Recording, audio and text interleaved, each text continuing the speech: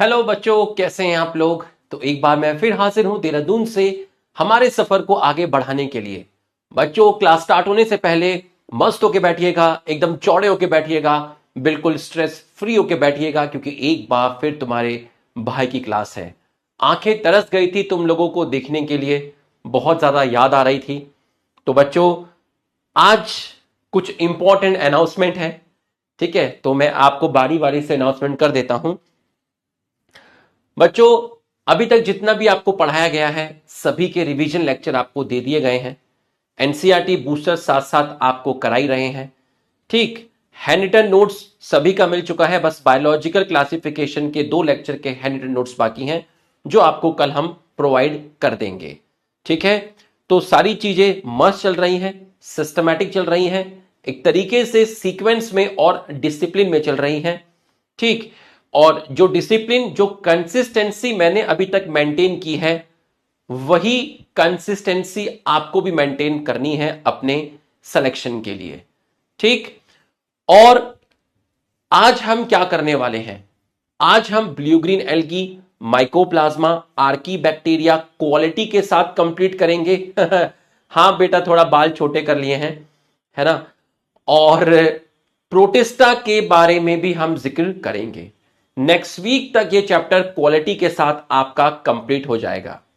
तो बच्चों, मैंने आपकी पढ़ाई को और एफिशिएंट बनाने के लिए कल से एक नई चीज आपके बैच में करने जा रहा हूं, और यह चीज आपके सहयोग के बिना पॉसिबल नहीं है। तो क्या आप इसमें पूरा सपोर्ट करेंगे? और यह ऐसी चीज है जो मैं भी आपके साथ डिस्कस करूंगा और आपको मजा आ जाएगा। तो जितना भी टाइम हमारा हुआ, एक चीज तो आपको क्लियर हो गई कि रुपेश सर जो भी चीज स्टार्ट करते हैं उसको कंसिस्टेंसी तरीके से मेंटेन करते हैं, इसमें कोई भी शक नहीं है। ठीक, तो एक चीज मैं आपके फायदे के लिए, आपके बेटरमेंट के लिए स्टार्ट करने जा रहा हूं, जो कल से स्टार्ट होगा, लेकिन उसकी प्लानिंग मैं कर आया हूं, जो मैं आपके साथ डिस्कस करने वाला हूं। चलिए, 2 चीजें हैं। ठीक, वो दूसरी वाली चीज खतरनाक है। सबसे पहले तो आप ये देखिए, 11 जुलाई, 12, 13, 14, 15, 16, 17, 11 से लेके 17 जुलाई तक का मैंने आपको रिवीजन प्लानर दे दिया। 11 जुलाई मतलब आज आप लेक्चर 3 बायोलॉजिकल क्लासिफिकेशन का पढ़ेंगे, प्लास्टिड करेंगे 15 मिनट में। कल आप लेक्चर 4 पढ़ेंगे 1 घंटा लगा के, माइटोकॉन्ड्रिया पढ़ेंगे 15 मिनट में। 13 जुलाई को लेक्चर 5 पढ़ेंगे 1 घंटा लगा के, सेल मेम्ब्रेन करेंगे 15 मिनट। 14 जुलाई को लेक्चर 3, लेक्चर 4, लेक्चर 5 तीनों का रिवीजन करेंगे 1 घंटे में। 15 जुलाई को लेक्चर 3, लेक्चर 4, लेक्चर 5 का रिवीजन जो आपने 1 घंटे में किया है उसको आप 30 मिनट्स के अंदर करेंगे। प्रोफेस 1 कंप्लीट करेंगे 15 मिनट में। 16 जुलाई को lecture 3, lecture 4, lecture 5, lecture 1, lecture 2 biological classification का आप 40 मिनट में कंप्लीट करेंगे। मेटाफेस, एनाफेस, टीलोफेस 1 15 मिनट में आप कंप्लीट करेंगे। 17 जुलाई को काफी हैवी होने वाला है। 17 जुलाई को आप लिविंग वर्ल्ड और cell the unit of life के एनसीईआरटी बूस्टर के क्वेश्चन सॉल्व करेंगे, जो अनसॉल्व पीडीएफ आपके पास है। ठीक है, जो अनसॉल्व पीडीएफ आपके पास है, आप वहां से आप अपने क्वेश्चन सॉल्व करेंगे। ठीक, अब एक नई चीज मैं इंट्रोड्यूस कर रहा हूं, रुपेश सर के साथ रिवीजन। ठीक, रिवीजन विथ रुपेश सर।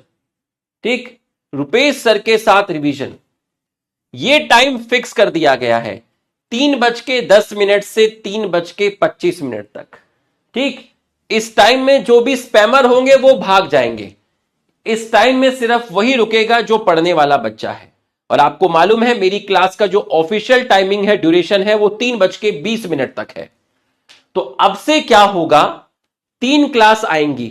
आज तो हम इसको नहीं कर पाएंगे क्योंकि आपको मैंने इसके बारे में नहीं बताया था।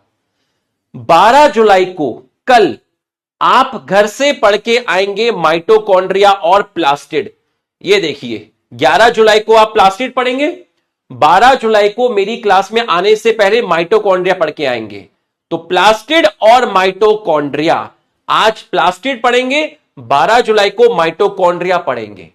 तो 12 जुलाई को आपके सर माइटोकॉन्ड्रिया और प्लास्टिड के 3:10 से 3:25 पर 10 क्वेश्चन सॉल्व कराएंगे, जिसमें से 5 ऑब्जेक्टिव होंगे, 2 एसर्शन रीजन के होंगे, 2 स्टेटमेंट टाइप्स के होंगे और एक होगा मैच द फॉलोइंग। यह सीरीज पूरे साल चलेगी। तो अब आप मेरे साथ भी रिवीजन करेंगे क्वेश्चंस की फॉर्म में, ठीक। और आपको 2-2.5 महीने में यह चीज तो पता चल गई होगी, मैंने जो भी चीज स्टार्ट की है वो मेंटेन रखी है, चाहे कुछ भी हो, चाहे एनसीईआरटी बूस्टर हो या क्वेश्चंस कराने हो या हैंड रिटन नोट्स आपको देने हो, ठीक है, कोई भी चीज हो या रिवीजन लेक्चर हो, तो यह चीज भी मेंटेन की जाएगी आपके सहयोग से। आपको ये टॉपिक पढ़ के आने हैं, प्लास्टिड और माइटोकॉन्ड्रिया, 12 जुलाई को मेरी क्लास से पहले। तो ये आपका 12 और 13 को है। नेक्स्ट वीक से ये थर्सडे, फ्राइडे, सैटरडे तीनों दिन रहेगा। आज मैं क्यों नहीं कर सकता, क्योंकि मैंने आपको ये चीज पहले से नहीं बताई थी कि आपको कौन सा टॉपिक पढ़ना है। तो हम 3 दिन इसको मेंटेन करेंगे, थर्सडे, फ्राइडे, सैटरडे, जिस दिन हमारी क्लास होती है। तो आप इसमें मुझे सहयोग करिएगा और मैं आपको कह रहा हूं सारे क्वेश्चंस यहीं सॉल्व कर लेंगे 3:10 से 3:25 पर। मैं आपको माइटोकॉन्ड्रिया, प्लास्टिड के टॉप 10 क्वेश्चंस कराऊंगा। इसके बाहर से एक पेपर में भी कुछ नहीं आएगा, कुछ भी नहीं आएगा, ठीक है। पेपर में तो उससे भी बाहर नहीं आएगा जो मैं पीवाईक्यू आपके साथ डिस्कस करता हूं और एनसीईआरटी क्वेश्चंस डिस्कस करता हूं, उससे भी कुछ नहीं, उससे भी बाहर नहीं आएगा। ये तो और स्पेसिफिक होगा, सिर्फ 10 क्वेश्चन की बात की जाएगी, ठीक है। तो ये आपके लिए मैंने प्लान किया है और यही मैं अपने अर्जुना स्टूडेंट्स के साथ आज प्लान करने वाला हूं। तो इसमें आपको पूरा सपोर्ट चाहिए। बच्चों मैं आपको एक चीज बताता हूं, रिवीजन देखिए, जो सिलेक्शन है ना, वो कोई 1 महीना या 2 महीना की जर्नी नहीं है। बात समझ में आई? 1 महीना या 2 महीना की जर्नी नहीं है। आपको कंसिस्टेंट रहना है बस, और चीजों को फॉलो करना है। समझ में आया? आप मेरे साथ कंसिस्टेंट रहिएगा, कोई क्लास मिस मत करिएगा। जैसे जैसे मैं आपको पढ़ा रहा हूं, मैंने आपके दिल में जगह कैसे बनाई, एक दिन में तो नहीं बनाई, टाइम लगा, धीरे धीरे बनाई, है ना। और क्या कारण था? सिर्फ यही कारण था कि जो भी चीज चालू की उसको तरीके से फॉलो करते हुए आए, ठीक है। पूरा एनसीईआरटी बूस्टर आपको कराया, ठीक है। रिवीजन लेक्चर आज तक जितना भी पढ़ाया सबके रिवीजन लेक्चर दे चुका हूं। लिविंग वर्ल्ड का पेंडिंग टॉपिक था वो आपको दे चुका हूं। Hand written notes living world तक कंप्लीट है, बायोलॉजी क्लासिफिकेशन के 2 लेक्चर के बाकी हैं, सिर्फ वो आपको देने हैं। जितने चैप्टर पढ़ाए उनके एनसीईआरटी क्वेश्चन क्लास में डिस्कस किए गए, ठीक है, और शॉर्ट नोट्स आपको दिए गए, बाद में उनके पीवाईक्यू डिस्कस किए गए, और आज तक एक भी लेक्चर कैंसिल नहीं हुआ और ना ही पूरे साल में एक भी लेक्चर कैंसिल होगा, ठीक है। कभी ऐसा हुआ कि एयरटेल भी गया, जियो भी गया, तो बेटा मैं लेक्चर रिकॉर्डेड दे दूंगा, लेकिन लेक्चर कैंसिल नहीं होगा। तो बस यही कंसिस्टेंसी रखिए, कोई ढकोसलेबाजी नहीं चलती है पढ़ाई में, सिर्फ यही चलता है, ठीक है। और अननेसेसरी का मोटिवेशन नहीं चलता है, ठीक है। ये रहा मोटिवेशन, कंटेंट ही मोटिवेशन है, ये है मोटिवेशन, ठीक। तो बहुत दिनों बाद आपसे बात की, so enough of talk, let's start. एक बार हमारे सम्मान में यस लिख दीजिए। एक बार हम ये बात करनी जरूरी थी, काम की बात की है, कोई इसके अंदर फालतू की बातें नहीं की, ठीक है। तो एक बार आप हमारे सम्मान में यस लिख दीजिए ताकि हम पढ़ाई को स्टार्ट कर सकें। बस मेरे साथ फॉलो करते जाना, मैं बता रहा हूं तुम ऐसे लेवल पे पहुंचोगे तुम सोच नहीं सकते। चलिए,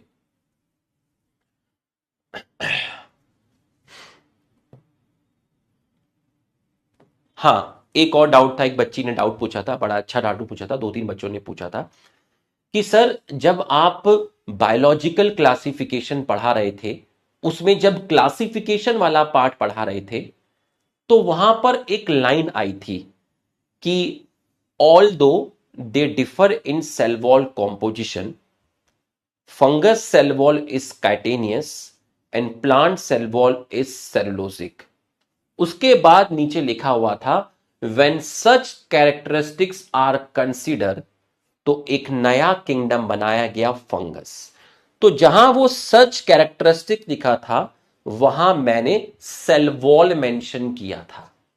तो एक बच्ची ने पूछा था कि सर आपने वहां लिखा है कि सेल वॉल क्राइटेरिया लिया जिसकी वजह से आपका एक नया किंगडम बना फंगस, बट सर जो विटेकर साहब का क्लासिफिकेशन है उसमें तो सेल वॉल क्राइटेरिया है ही नहीं।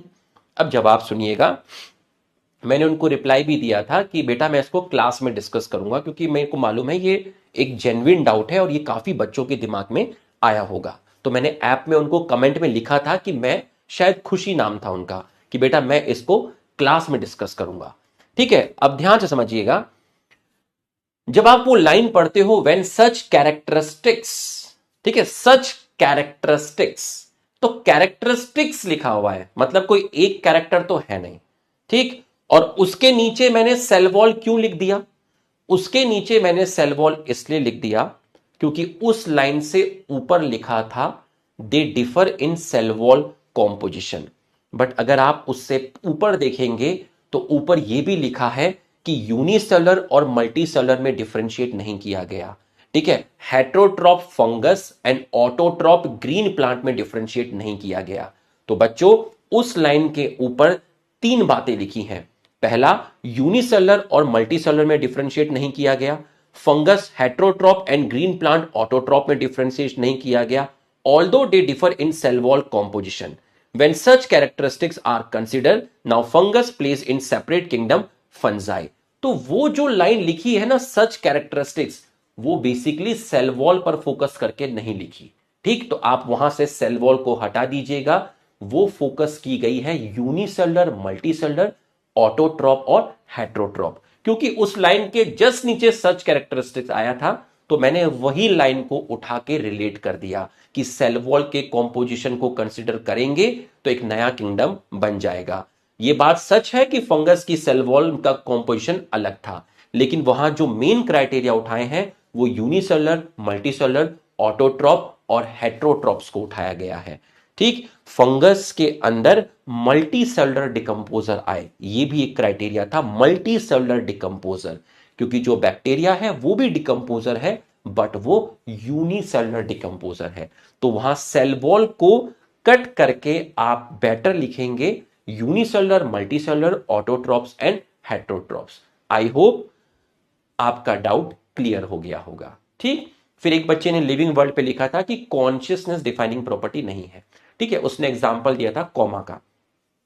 बेटा कोमा में नहीं है कॉन्शियसनेस, लेकिन कोमा के अंदर, ठीक है, अगर मैं कोमा की बात करता हूं तो वहां मशीन की हेल्प से आपका मेटाबॉलिज्म चल रहा है। तो हमें एनसीईआरटी के अकॉर्डिंग जाना है, कोमा एक अलग केस हो गया, ठीक है। हमें एनसीईआरटी के अकॉर्डिंग जाना है, कॉन्शियसनेस में एनसीईआरटी के अकॉर्डिंग हम जाएंगे तो कॉन्शियसनेस को, जिसको आप सेंसिटिविटी बोल रहे हैं, उसको डिफाइनिंग कैरेक्टर कंसीडर किया है। कोमा एक अलग चीज हो गई। तो हमें जो नीट में मार्क्स मिलेंगे वो एनसीईआरटी के अकॉर्डिंग मिलेंगे, इसलिए कॉन्शियसनेस को डिफाइनिंग प्रॉपर्टी कंसीडर करना, ठीक, ये चीज है।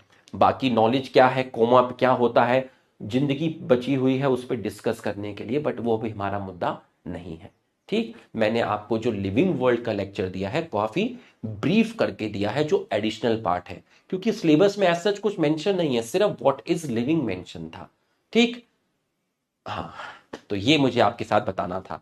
तो बच्चों आपको चीजें क्लियर हो गई, वो सेल वॉल वाला पॉइंट, तो एक बार आप यस लिख दीजिए, वो बहुत जेन्युइन डाउट था, वो क्लियर होना बहुत जरूरी था, एक बार आप यस लिख दीजिए। तो थोड़ा सा वो डाउट लिया और ये थोड़ा सा करना था, तो इस वजह से थोड़ा सा 1:29 हो गया है, ये जरूरी था, ठीक है।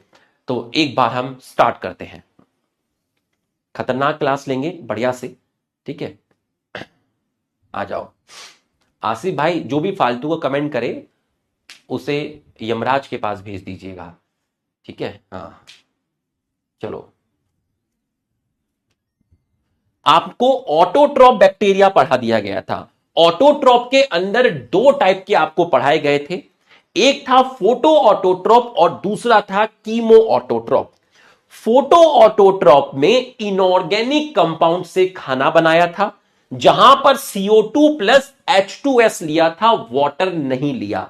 इसका मतलब बैक्टीरिया अपनी फोटोसिंथेसिस में वाटर को यूज नहीं करते, इसलिए बैक्टीरिया की फोटोसिंथेसिस में ऑक्सीजन प्रोड्यूस नहीं होता। तो बैक्टीरिया का जो फोटोसिंथेटिक था वो आपका नॉन ऑक्सीजेनिक था, जिसमें आप लाइट एनर्जी को यूज करते हैं, और एग्जाम्पल था आपका पर्पल सल्फर बैक्टीरिया और ग्रीन सल्फर बैक्टीरिया। इसके बाद पढ़े थे कीमोसिंथेटिक। आपका जो इनऑर्गेनिक कंपाउंड है, जैसे मैंने बोला अमोनिया, अमोनिया का ऑक्सीडेशन हुआ तो नाइट्राइट बना, नाइट्राइट का ऑक्सीडेशन हुआ तो नाइट्रेट बना। तो अमोनिया से नाइट्राइट और नाइट्राइट से नाइट्रेट, इस पूरे प्रोसेस को बोलते हैं नाइट्रिफिकेशन।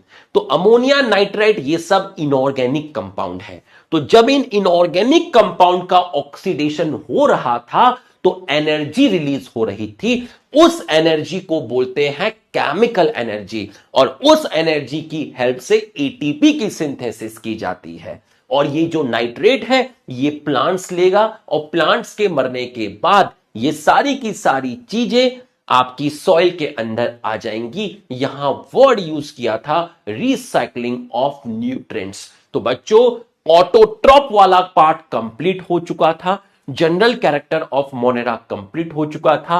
अब हम पढ़ेंगे हेट्रोट्रॉप। न्यूट्रिशन में ऑटोट्रॉप कंप्लीट हुआ, अब आप न्यूट्रिशन में आप पढ़ेंगे हेट्रोट्रॉप्स।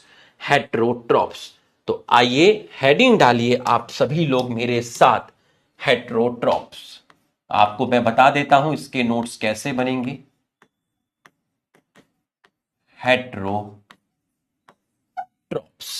तो आपका जो पहली हेडिंग डाली है वो है हेट्रोट्रॉप्स। तो बच्चों, मैं यहां से एक कॉलम ऐसे बनाऊंगा, एक लाइन, मतलब मैं इस तरीके से बनाऊंगा, आपको हिंट दे देता हूं कैसे बनाऊंगा। ऐसे करके आपको पढ़ाऊंगा, ऐसे करके आपको पढ़ाऊंगा। पहले यहां लिखूंगा, फिर यहां लिखूंगा, फिर यहां, फिर यहां, फिर यहां। तो आपको आइडिया लग गया कि सर किस तरीके से पढ़ाने वाले हैं। तो सबसे पहले मैं यहां पर आपकी एक लाइन खींच लेता हूं, ठीक है। यहां पर मैं आपका एक लाइन खींच लेता हूं, ये मैंने यहां पर लाइन खींची है, ठीक। और ये मैंने यहां पर आपकी लाइन खींच ली है, ये देखिए। अब आप ध्यान से देखिएगा, पूरा फोकस करके देखिएगा।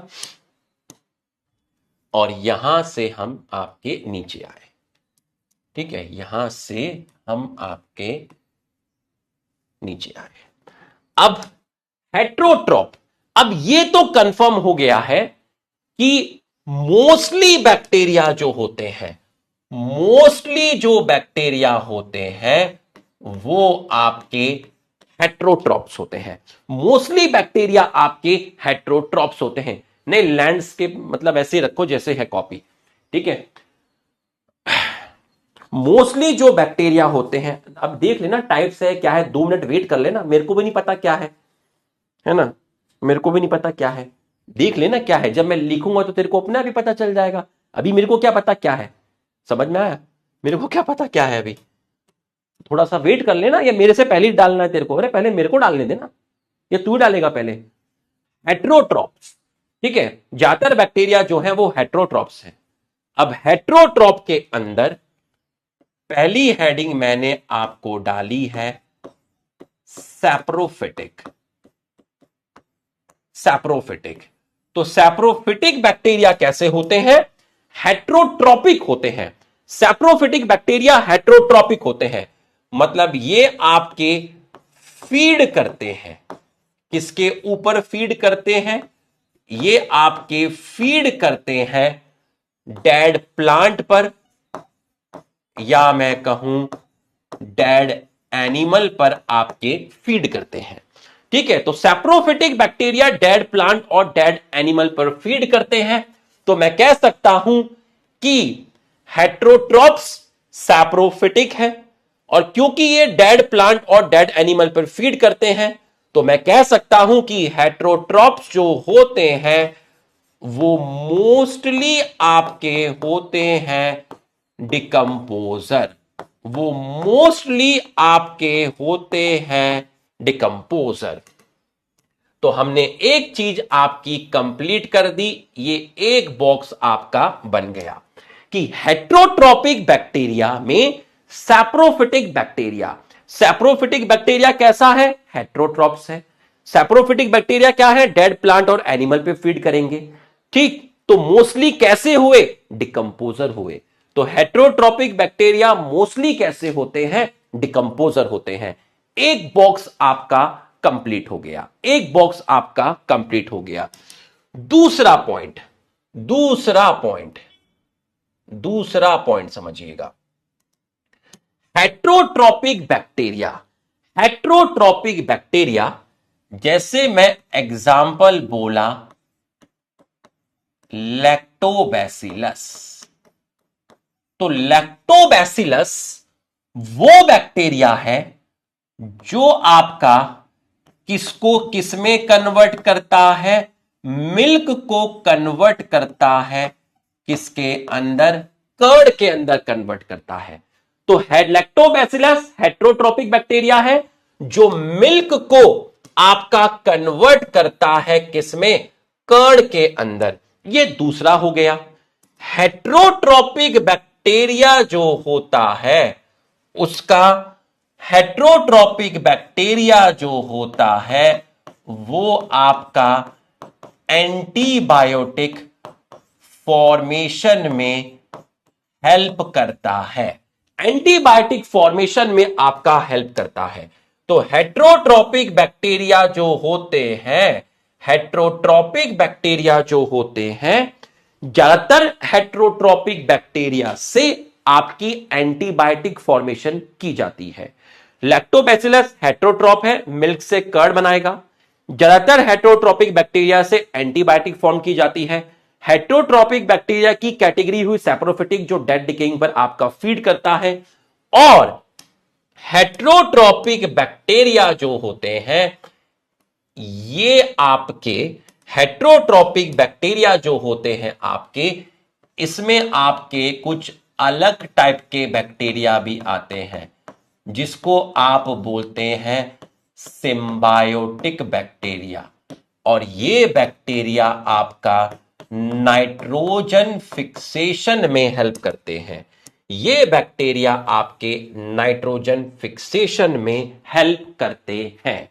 अब मैंने बोला सिम्बायोटिक बैक्टीरिया, तो सिम्बायोटिक बैक्टीरिया में आपकी दो कैटेगरी आ गई। एक कैटेगरी को मैंने आपका बोला राइजोबियम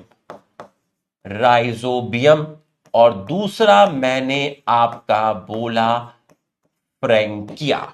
तो राइजोबियम और फ्रैंकिया दोनों के दोनों कहां मिलते हैं? दोनों के दोनों रूट्स में मिलते हैं। किसकी रूट्स में मिलते हैं? ये मिलता है लेग्यूम्स प्लांट के रूट में और ये मिलता है नॉन लेग्यूम्स प्लांट के अंदर। तो बच्चों ध्यान से समझिएगा, पूरा फोकस करिएगा। राइजोबियम और फ्रैंकिया दोनों के दोनों बैक्टीरिया क्या करते हैं? नाइट्रोजन फिक्सेशन, मतलब जो एटमॉस्फेयर की नाइट्रोजन है उसको ये अमोनिया के अंदर कन्वर्ट करते हैं। बैलेंस नहीं किया है, नाइट्रोजन को अमोनिया में कन्वर्ट करते हैं, नाइट्रोजन फिक्सेशन कर रहे हैं। जिसमें दो एग्जाम्पल लिखा है, राइजोबियम एंड फ्रैंकिया। हे राइजोबियम आप कहां मिलते हैं? हम लेग्यूमिनस प्लांट की रूट में मिलते हैं। जैसे आपकी मूंगफली हो गई ग्राउंडनट, आपका सोयाबीन हो गया, आपका चना हो गया, आपकी दालें हो गई, जो भी प्रोटीनेशियस वाली चीजें हैं उनको लेग्यूमिनस प्लांट बोलते हैं, उनको लेग्यूम्स बोलते हैं। तो मूंगफली हो गई, सोयाबीन हो गया, चना हो गया, ठीक है, आपकी मूंग की दाल हो गई, तो इनके अंदर इन प्लांट्स की रूट में मिलते हैं राइजोबियम। फ्रैंकिया जो होता है वो लेग्यूमिनस प्लांट में नहीं मिलता। फ्रैंकिया जो होता है वो नॉन लेग्यूमिनस प्लांट में मिलता है, जिसका एग्जाम्पल है एलनस और दूसरा एग्जाम्पल है आपका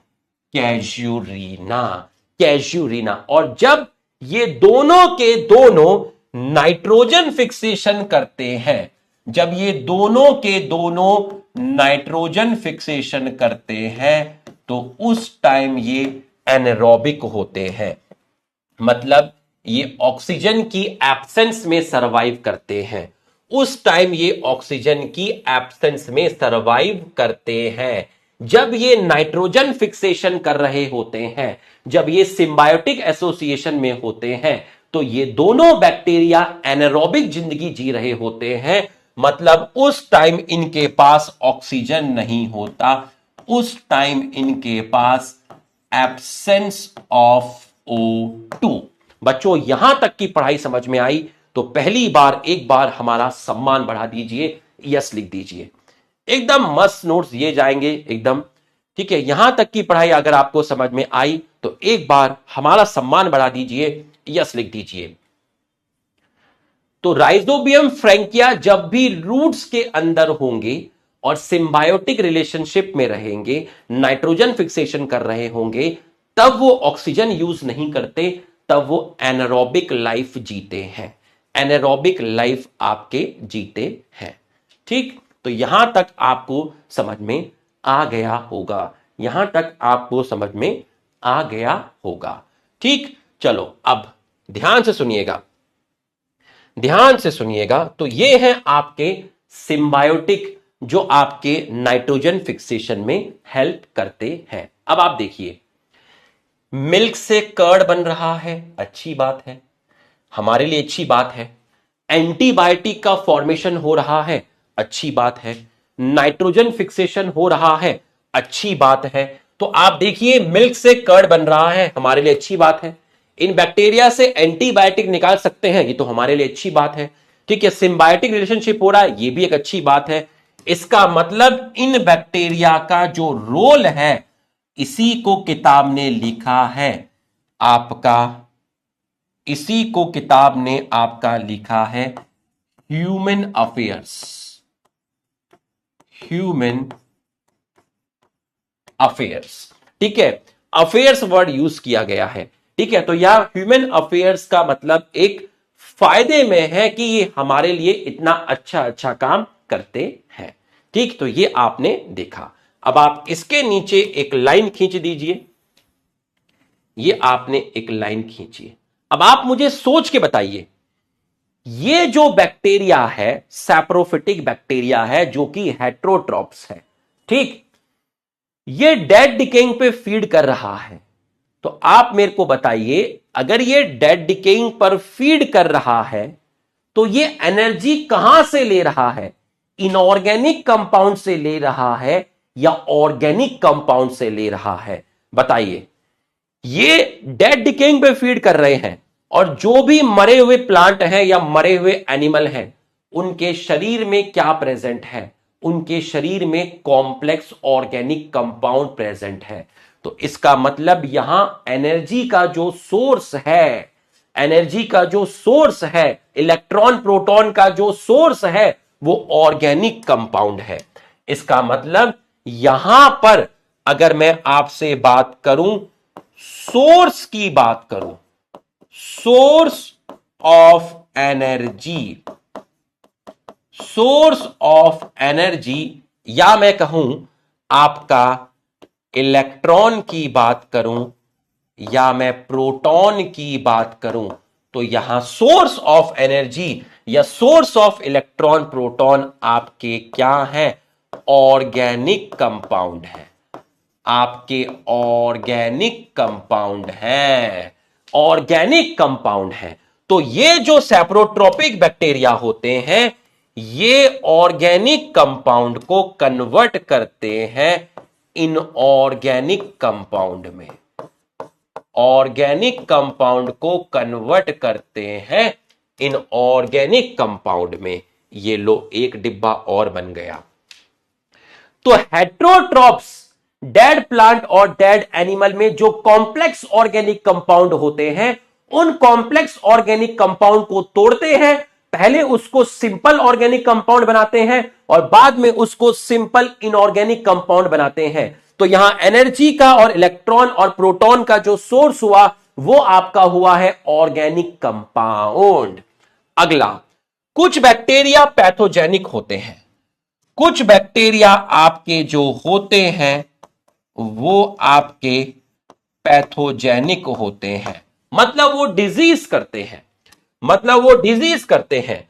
जैसे मैंने आपको बोला कॉलेरा, मैंने आपको बोला कॉलेरा, मैंने आपको बोला टाइफॉइड, मैंने आपको बोला टाइफॉइड, मैंने आपको बोला टाइफॉइड, मैंने आपको बोला टिटनेस, टिटनेस, मैंने आपको बोला citrus canker, citrus canker, citrus canker.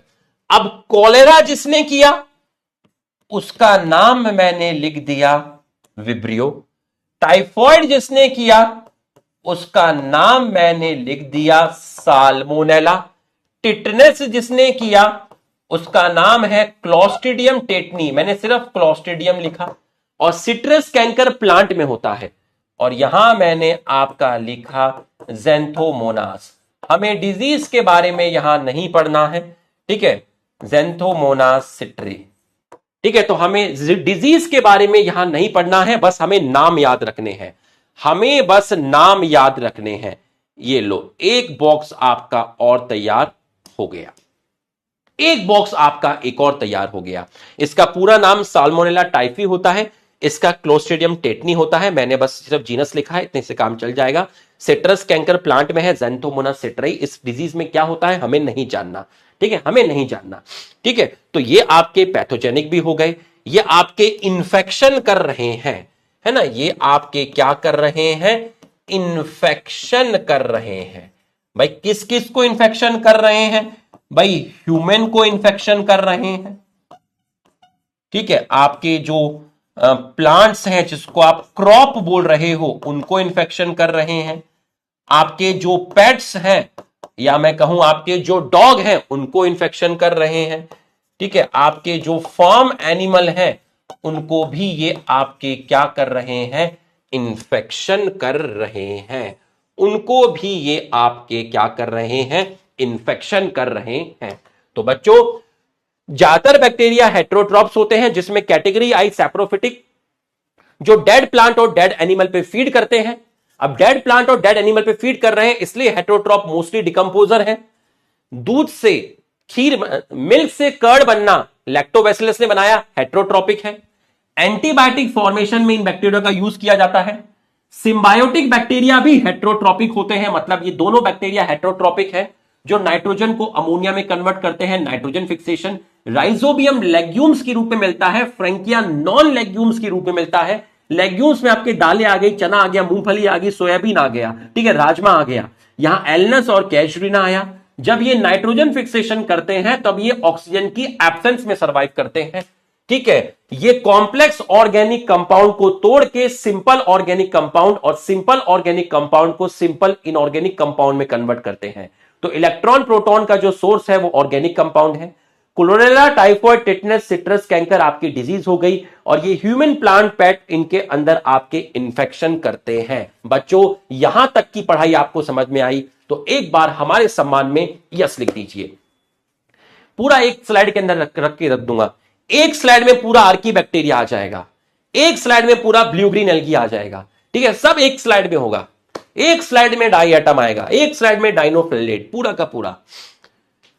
यहां तक की पढ़ाई अगर आपको समझ में आई है तो एक बार आप हमारे सम्मान में यस लिख दीजिए, ठीक है। अब मैं कुछ आपको हल्का सा एक एक्स्ट्रा चीज बता रहा हूं, ठीक है, हल्का सा एक्स्ट्रा बता रहा हूं, आप इसको थोड़ा सा याद कर लीजिएगा। ऐसे तो मैं एक्स्ट्रा लेक्चर आपको सिलेबस खत्म होने के बाद दूंगा जो मुझे एक्स्ट्रा पढ़ाना है, बट ये थोड़ा सा, ज्यादा एक्स्ट्रा नहीं है, ठीक है, थोड़ा सा।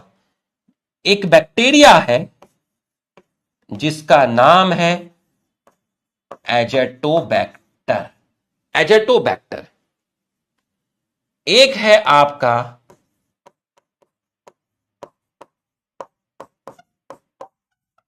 बेजरनिका, ठीक है, और एक आप ले लीजिए क्लॉस्ट्रिडियम, ये तीनों के तीनों नाइट्रोजन फिक्सेशन करते हैं, मतलब ये तीनों के तीनों नाइट्रोजन फिक्सेशन करते हैं, बट ये फ्री लिविंग है, ये सिम्बायोटिक नहीं है। ये फ्री लिविंग बैक्टीरिया है, ये भी नाइट्रोजन फिक्सेशन करते हैं। ये दोनों सिम्बायोटिक थे, ये रूट के अंदर मिलते हैं, ये रूट में नहीं मिलते हैं, ये आपके सॉइल में मिलते हैं, ये किसी प्लांट की रूट में नहीं मिलते। ये थोड़ा सा मैंने आपको एक लाइन एक्स्ट्रा बताई है, ठीक है, जरूरी है, इसको आप पढ़ लीजिएगा। Azotobacter, Beijerinckia, A B C अज्जू आया रे आया अज्जू भाई, बेजरनिका, बेजरनिका, क्लोस्ट्रिडियम, तीनों के तीनों किसी प्लांट की रूट में नहीं होते हैं बल्कि सॉइल में होते हैं। सिम्बायोटिक नहीं है, किसी के साथ नहीं है, अकेले हैं, जैसे तुम अकेले हो, ठीक है। Free living in soil, nitrogen fixation करते हैं, ठीक। ये हमने आपका देखा। अब अगर ये आपने देखा तो ये तो और भी अच्छी बात है, तो आओ मैं आपको थोड़ा सा और दिखाता हूं। आजा तुझे दिखा हम तुम्हारे माहिया वे। Heterotrophic bacteria are most abundant, majority, mostly कैसे हैं, डिकम्पोजर है। Many of them human affair, ठीक है, ये ह्यूमन अफेयर, वेलफेयर से मतलब है मेरा बेटा, ठीक है। मेकिंग कर्ड फ्रॉम मिल्क, किसने बनाया था, ये बनाया था आपका लैक्टोबैसिलस ने। एंटीबायोटिक का फॉर्मेशन हो रहा है। Nitrogen fixation in legumes, legumes में आपका गया है Rhizobium. Some are pathogenic, damage to human, crop, farm animal and pets. Cholera, typhoid, tetanus, citrus canker, well known disease cause by different bacteria. चलो भाई बताओ क्या आंसर जाएगा, करेक्ट स्टेटमेंट बताना है, बताइए क्या जाएगा। Heterotrophic bacteria are less abundant, less नहीं, more abundant. Majority are decomposer, सही है। They do not have impact on human affairs, they do have impact on human affairs. Helps in making curd from milk, ठीक है। Lactobacillus is autotroph, lactobacillus जो है वो है आपका हेट्रोट्रॉप्स, ठीक। Junior G, Parle G, they help in antibiotic production, fixing nitrogen in legume stem mainly, legumes root mainly. तो जब आपका ये गलत हो गया, ये गलत हो गया, ये गलत हो गया, ये गलत हो गया, बीड़ी जलैले जिगर मां बड़ी आग है, ठीक है। तो बिपाशा बसु, ठीक है, बी एंड डी आपका बीड़ी, ठीक है, बीडी आर करेक्ट, ठीक। बैक्टीरिया बताइए, some are pathogen causing damage to human being, pets, farm animal and crops, सही लगता है। Cholera, tetanus, typhoid, citrus canker caused by virus, virus नहीं रे दीवाने, बैक्टीरिया। बोथ इनकरेक्ट, नन नहीं, आंसर जाएगा आपका ऑप्शन ए, आंसर जाएगा आपका ऑप्शन ए, आंसर जाएगा आपका ऑप्शन ए। तो ये वाला आपको समझ में आ गया होगा। चलो अब आगे चलते हैं। अब तुमने न्यूट्रिशन कंप्लीट कर लिया, ठीक है, तुमने न्यूट्रिशन कंप्लीट कर लिया, यहां आपने हेट्रोट्रॉप्स को पूरा का पूरा कंप्लीट कर लिया है। अगली स्लाइड में चलिए, ठीक है, हेडिंग लिख दीजिए रिप्रोडक्शन, पहले मुझे लिखने दे फिर लिख लेना। हेडिंग लिख दीजिए रिप्रोडक्शन, रिप्रोडक्शन। ये रही आपकी हेडिंग, रिप्रोडक्शन। ठीक, अब ध्यान से देखिएगा, ठीक है, ध्यान से देखिएगा। वापस से पहले ऐसे एक लाइन खींच दीजिए, ऐसे लाइन खींच, टेढ़ी क्या है, टेढ़ी काहे हो रही है, सीधी हो ना। हाँ, ये देखिए। तो बच्चों, रिप्रोडक्शन बैक्टीरिया में सिर्फ मिलता है एसेक्सुअल, ओनली एसेक्सुअल। बैक्टीरिया के अंदर आपका सिर्फ रिप्रोडक्शन मिलेगा, कौन सा, एसेक्सुअल। और ये जो एसेक्सुअल रिप्रोडक्शन है, ये जो आपका एसेक्सुअल रिप्रोडक्शन है, इसके अंदर भी आपकी दो कैटेगरी है। इसके अंदर आपकी दो कैटेगरी है। पहली है आपकी क्या, फेवरेबल कंडीशन, आपकी कंडीशन हो फेवरेबल, और दूसरी है आपकी कंडीशन हो अनफेवरेबल। अनफेवरेबल, अनफेवरेबल कंडीशन है, न्यूट्रिएंट की कमी है, फूड प्रॉपर अवेलेबल नहीं है। फेवरेबल कंडीशन, बैक्टीरिया को जो टेम्परेचर चाहिए ग्रो करने के लिए मिल रहा है, बैक्टीरिया को न्यूट्रिएंट्स मिल रहे हैं, सब कुछ उसके अनुकूल है। अगर बैक्टीरिया को फेवरेबल कंडीशन मिलेगी तो बैक्टीरिया करेगा बाइनरी फिजन, बैक्टीरिया करेगा बाइनरी फिजन। अनफेवरेबल कंडीशन में बैक्टीरिया के अंदर स्पोर का फॉर्मेशन होता है। एनसीईआरटी में उस स्पोर का नाम नहीं लिखा, तो मैं आपको स्पोर का नाम बता देता हूं। स्पोर का नाम है एंडोस्पोर। बस एक बार सुनना और वर्ड को भूल जाना, एक बार सुनना और भूल जाना। हे बैक्टीरिया, आपके अंदर सिर्फ एसेक्सुअल है, यस। कितने टाइप के हैं एसेक्सुअल में, दो।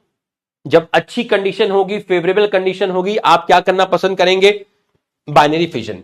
जब न्यूट्रिएंट्स की कमी होगी या तापमान अनुकूल नहीं होगा, आप क्या करना शुरू करेंगे, हम स्पोर बनाएंगे। स्पोर का नाम क्या है, एंडोस्पोर। हे बैक्टीरिया, हां, आपका फेवरेट कौन सा है, आपको किस में मजा आता है, आपका फेवरेट कौन सा है।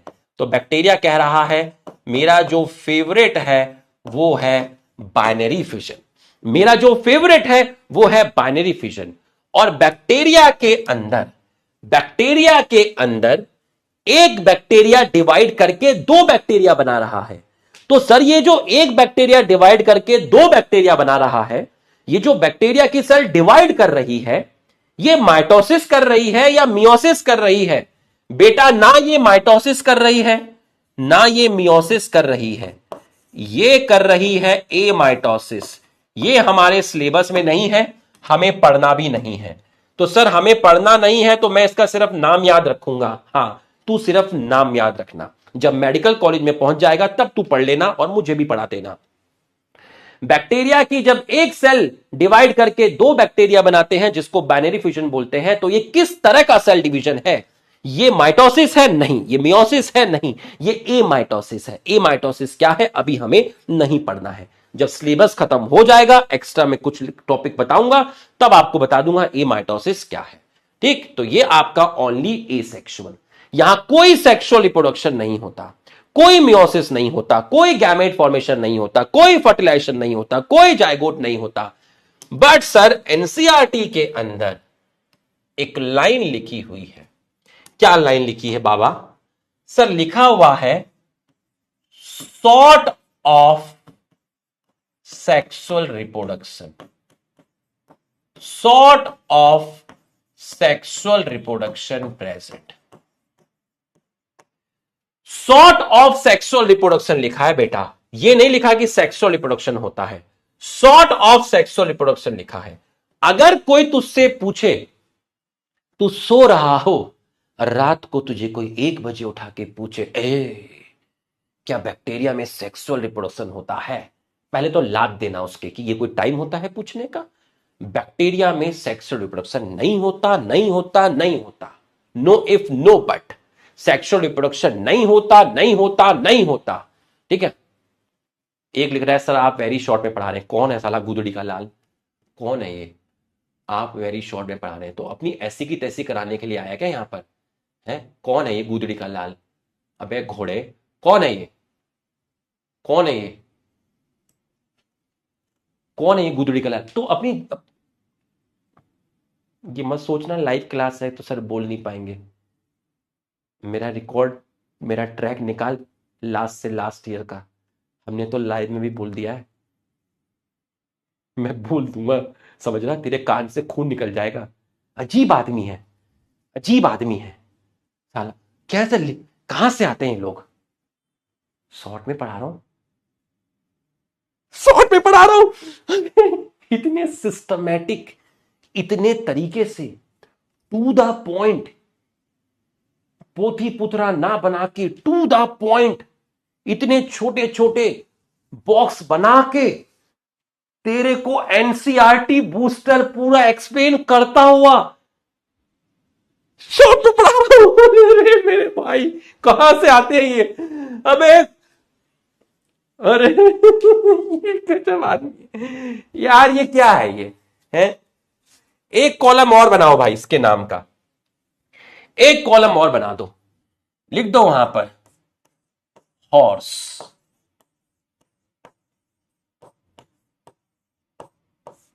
घोड़ा, गुदड़ी का लाल।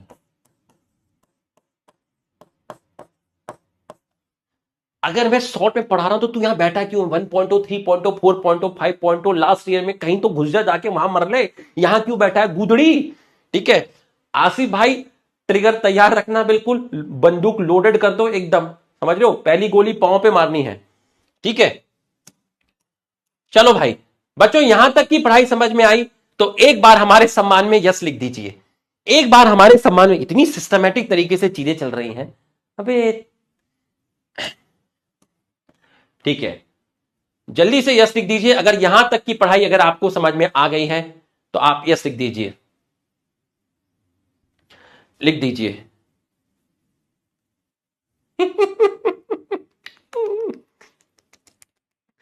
ठीक है, आ जाओ भाई, आ जाओ।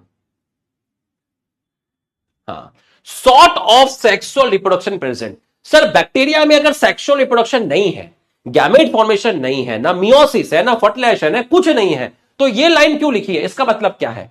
इसका मतलब मैं बताता हूं क्या है। इसका मतलब एनसीईआरटी ने लिखा है primitive method of DNA transfer. इसका मतलब लिखा है primitive method of DNA transfer. Sir ये क्या होता है? ले बेटा ये भी बता देता हूं ये क्या होता है। ये एक बैक्टीरिया है, बिल्कुल सही, ये है बैक्टीरिया, इसका नाम है B1, और ये है तेरा एक और बैक्टीरिया, और इस बैक्टीरिया का नाम है B2। तो B1 का जो डीएनए है, B1 का डीएनए B2 में चला जाए तो DNA from B1, DNA from B1, DNA from B1, ठीक है, DNA from B1 moves to B2। एक बैक्टीरिया का डीएनए दूसरे बैक्टीरिया में चले जाए, एक बैक्टीरिया का डीएनए दूसरे बैक्टीरिया में चला गया, किसके थ्रू गया? किसके थ्रू गया? थ्रू, ये रही एक ट्यूब, थ्रू आ ट्यूब, इसका नाम है conjugation tube, through a tube called conjugation, called conjugation. तो मैंने इस लाइन का एक एग्जांपल दिया है, एक बैक्टीरिया का डीएनए दूसरे बैक्टीरिया में चले जाए with the help of tube, इस प्रोसेस को बोलते हैं कॉन्जुगेशन। तो primitive method of DNA transfer, sort of sexual reproduction, जिसको आपने primitive method of DNA transfer बोला, इसका एग्जाम्पल है कॉन्जुगेशन, जिसमें एक बैक्टीरिया का डीएनए दूसरे बैक्टीरिया में जाता है with the help of tube. इसको बोलते हैं कॉन्जुगेशन ट्यूब। मैं चाहूं तो आपको और डिटेल में बता सकता हूं, लेकिन बताऊंगा नहीं। बैक्टीरिया के पास एक चीज होती है पिलाई, और पिलाई इस ट्यूब को बनाती है। लिख भी रहे हैं पिलाई, ठीक है, बड़े अच्छे बच्चे हैं, ठीक है, पढ़ा होगा, है ना। तो हम उसमें नहीं जाएंगे। बैक्टीरिया के अंदर एक चीज होती है पिलाई, तो वो पिलाई इस ट्यूब को बनाते हैं, जिसकी हेल्प से एक बैक्टीरिया का डीएनए दूसरे बैक्टीरिया में जाता है, जिसको मैंने बोला है कॉन्जुगेशन। तो एनसीईआरटी ने इसको लिखा है सॉर्ट ऑफ सेक्सुअल रिप्रोडक्शन। ये देख, 3 डब्बे हो गए, रिप्रोडक्शन खत्म हो गया। इन डब्बों में एक साइड में हेटेरोट्रॉप सेरा खत्म हो गया। तो आजा आजा आजा अब कैसा है शर्माना। Bacteria reproduce mainly by fission, sometime under unfavorable condition they produce spore. They also reproduce by sort of sexual reproduction by adapting primitive type of DNA transfer from one bacteria to other, जिसमें मैंने आपका एक example लेके बताया conjugation. ठीक, ये dividing bacteria है, एक बैक्टीरिया से अब 2 बैक्टीरिया बन जाएंगे। ठीक है, बाहर की तरफ है सेल वॉल, अंदर की तरफ है सेल मेम्ब्रेन, और अंदर आपको दिख रहा है डीएनए। इसकी लेबलिंग आप याद कर लेना, इसकी लेबलिंग आप याद कर लेना। और बताइए इसका आंसर क्या होगा, बताओ इसका आंसर, बताओ फटाफट, इसका आंसर क्या होगा, फटाफट बताइए इसका आंसर क्या होगा। Bacteria reproduce mainly by fission under, unfavourable नहीं favourable. Bacteria reproduce through spore during favourable, favourable नहीं अनफेवरेबल। तो ये दोनों तो आपके गलत हो गए। They also reproduce by sort of sexual reproduction by advance, advance नहीं primitive type of DNA transfer. All are correct नहीं, आंसर जाएगा ऑल आर इनकरेक्ट। बहुत बढ़िया, शाबाश, ऑप्शन ई, बहुत बढ़िया, शाबाश शाबाश, बहुत बढ़िया बहुत बढ़िया। बच्चों पिछली स्लाइड पे जाना, एक चीज है उसको काट देना, ये मत लिख लेना, कहीं कहो सर ये तो नीट में आया ही नहीं। ठीक है, ये देखो नोट्स छोटे हो गए सर और छोटा कर दिया। ये ठीक है, तो ये आपका हो गया। ठीक, तो हमारा आपका बैक्टीरिया हो गया है, यहां पे रिप्रोडक्शन हो गया है। ठीक है, तो अभी हमने आपका बैक्टीरिया कंप्लीट करा। अब हम आपका आर्की बैक्टीरिया पढ़ेंगे, फिर हम आपका माइकोप्लाज्मा, फिर हम आपका पढ़ेंगे blue green algae. Blue green algae, तो बच्चों हेडिंग डालिए और इस चीज को सीरियस लेना, क्योंकि मैं बहुत सीरियस हूं इस चीज के लिए। ठीक है, ये रुपेश सर के साथ रिवीजन एकदम पाइटोकॉन्ड्रिया और प्लास्टिड करके आना। बेहतरीन क्वेश्चन बनाऊंगा, नए क्वेश्चंस, एनसीईआरटी बेस बनाऊंगा। ठीक है, पूरा रिसर्च करके। अब डाल दीजिए, तुमने बैक्टीरिया पढ़ लिया, अब डाल दीजिए heading Archie bacteria. Archie bacteria same इसी तरीके से पढ़ाऊंगा जैसे अभी पढ़ाया। आर्की बैक्टीरिया, जैसे ये नोट्स बने हैं आपके बॉक्सेस, बिल्कुल ऐसे ही करके बताए जाएंगे। आर्की बैक्टीरिया, हेडिंग डाल दीजिए Archie bacteria. Archie bacteria, Archie bacteria आप हेडिंग डाल दीजिए। ठीक, तो आर्की बैक्टीरिया जो होते हैं, आर्की बैक्टीरिया जो होते हैं, आर्की बैक्टीरिया जो होते हैं, ठीक, आर्की बैक्टीरिया जो होते हैं, ये आपके, इनकी जो सेल वॉल होती है वो पेप्टाइडोग्लाइकन की नहीं बनी होती। तो आर्की बैक्टीरिया की, आर्की बैक्टीरिया का सेल वॉल जो है वो आपकी डिफरेंट होती है। सेल वॉल का जो स्ट्रक्चर होता है वो डिफरेंट होता है, क्योंकि इसकी सेल वॉल में पेप्टाइडोग्लाइकन नहीं होता।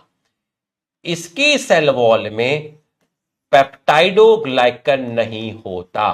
तो आप लिखेंगे पेप्टाइडोग्लाइकन एब्सेंट, पेप्टाइडोग्लाइकन एब्सेंट। तो सर प्रेजेंट क्या होता है? इसमें प्रेजेंट होता है इसकी सेल वॉल में स्यूडोम्यूरिन, स्यूडोम्यूरिन। यहां प्रेजेंट होता है आपका स्यूडोम्यूरिन, स्यूडोम्यूरिन।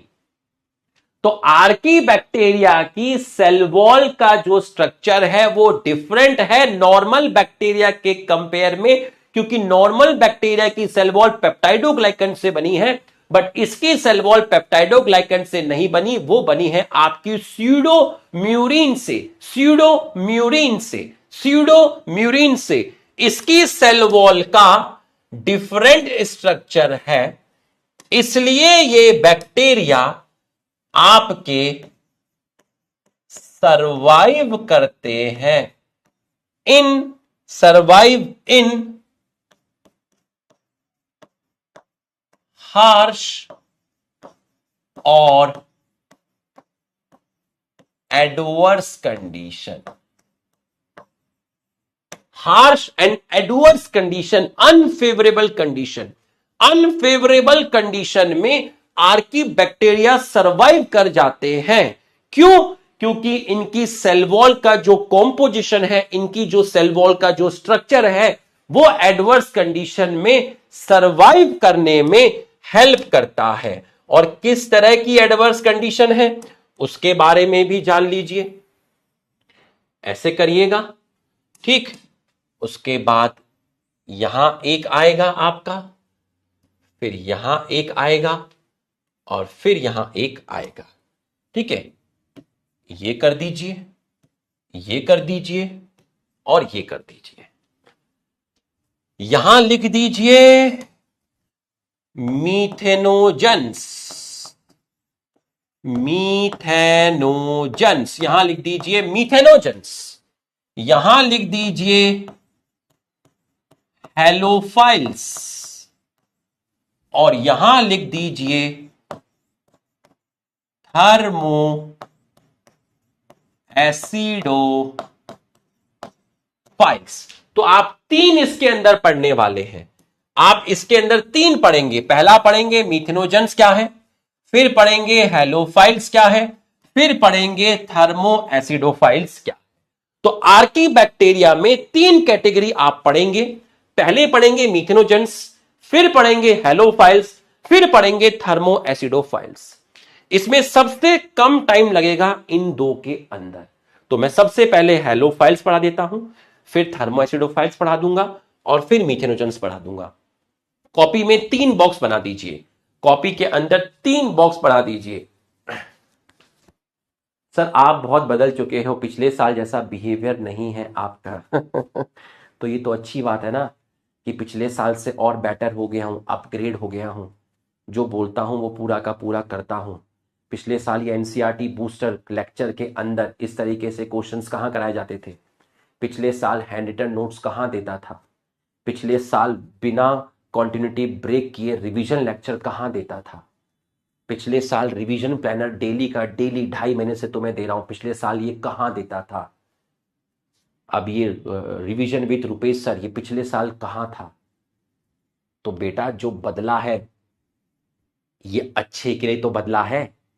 ये बोलना चाहिए कि सर आप और खतरनाक हो गए हो पहले से, बिहेवियर चेंज हो गया है। अरे लुखे, बिहेवियर क्या मैंने तेरे ऊपर पिस्टल थोड़ी ना टांग दी है, बिहेवियर चेंज हो गया है, या मैं पड़ोस के बच्चे थोड़ी ना उठा के लेके जा रहा हूं है। घोड़े सुना कर बात को, ये बोला कर और बेहतर हो चुके हो, ठीक है। तो हर साल टीचर अपने अंदर कुछ ना कुछ चेंज करता ही है ना।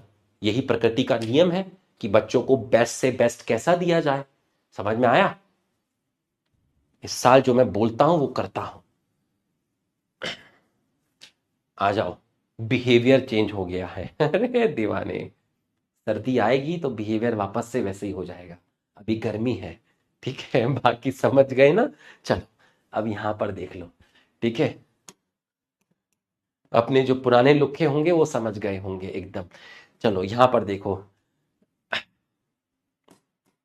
और वो मतलब उनका दिन बन गया होगा। ये जो लाइन मैंने बोली ना, पूरी क्लास एक तरफ, और सर ने ये जो लाइन बोली ना, अभी सर्दी आएगी, ये वाली लाइन एक तरफ, और वो पूरी क्लास एक तरफ। उनको जो इस लेक्चर में मिलना था वो मिल गया। ठीक है, आ जाओ। मीथेनोजेंस, हेलोफाइल्स और थर्मोएसिडोफाइल्स। ठीक है, मीथेनोजेंस, हेलोफाइल्स, थर्मोएसिडोफाइल्स, ये 3 टाइप के आपके आर्की बैक्टीरिया हैं। ठीक है, ये 3 टाइप के आपके आर्की बैक्टीरिया हैं। ठीक है, तो सबसे पहले हम पढ़ेंगे हेलोफाइल्स, फिर हम पढ़ेंगे थर्मोएसिडोफाइल्स। ठीक, हेलोफाइल्स वो बैक्टीरिया होते हैं जो ऐसी जगह पे ग्रो करेंगे जहां सॉल्ट मिलेगा, मतलब सैलाइन कंडीशन। ठीक है, सैलाइन कंडीशन, ऐसी जगह पे मिलेंगे जहां पर पानी में एक्सेस सॉल्ट मिलेगा, सॉल्ट, नमक, सैलाइन कंडीशन में आपके मिलते हैं हेलोफाइल्स। थर्मोएसिडोफाइल्स, थर्मो का मतलब है हाई टेम्परेचर, तो ऐसे बैक्टीरिया जो हाई टेम्परेचर और एसिडोफाइल्स, एसिडोफाइल का मतलब होता है एसिडिक कंडीशन, एसिडोफाइल्स का मतलब होता है acidic condition.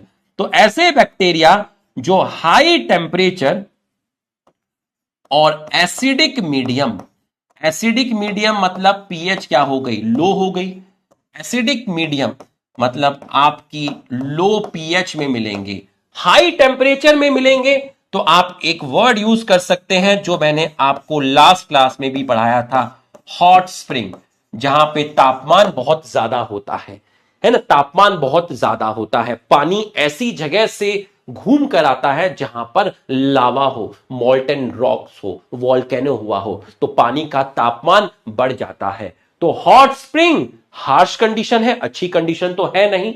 High temperature low pH में जो ग्रो करें वो थर्मोएसिडोफाइल्स। सलाइन कंडीशन जहां नमक बहुत ज्यादा हो वहां जो ग्रो करे वो हेलोफाइल्स। मीथेनोजेंस, मीथेनोजेंस आपके marshy area, marshy region, marshy region, marshy region का मतलब होता है जो एरिया पानी से कवर्ड रहता है काफी टाइम तक, है ना, जो एरिया काफी टाइम तक वाटर से कवर्ड रहता है, covered with water, area covered with water. बच्चों अब एक चीज समझना, आपके एनिमल्स होते हैं, जैसे मैं आपको बोलता हूं काउ एंड बफेलो, ठीक है, कैटल्स, इनके लिए वर्ड यूज करते हैं रूमिनेंट, रूमिनेंट। तो रूमिनेंट हम उनके लिए बोलते हैं, इनके जो स्टमक होता है उस स्टमक के 4 पार्ट होते हैं। तो पहले ये फूड का डाइजेशन स्टमक के फर्स्ट पार्ट में करते हैं। ठीक है, तुमने एक चीज देखा होगा, ये इस तरीके से चबाते रहते हैं और इनके मुंह से एक झाग सा निकलता रहता है। ठीक है, गाय भैंस के अंदर आपने देखा होगा।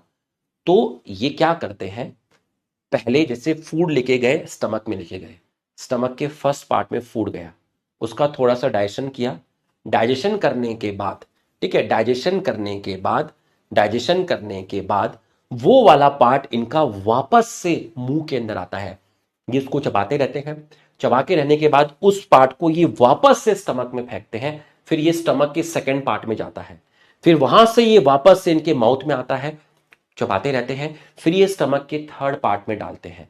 तो वो जो इनका कर्ड जो निकलता रहता है डाइजेस्टिव फूड से, पूरे के टाइम ये चबाते रहते हैं, तो इनका जो स्टमक होता है वो 4 पार्ट में डिवाइड होता है। तो उस फूड का जो डाइजेशन है वो हर स्टमक के हर पार्ट के अंदर होता है।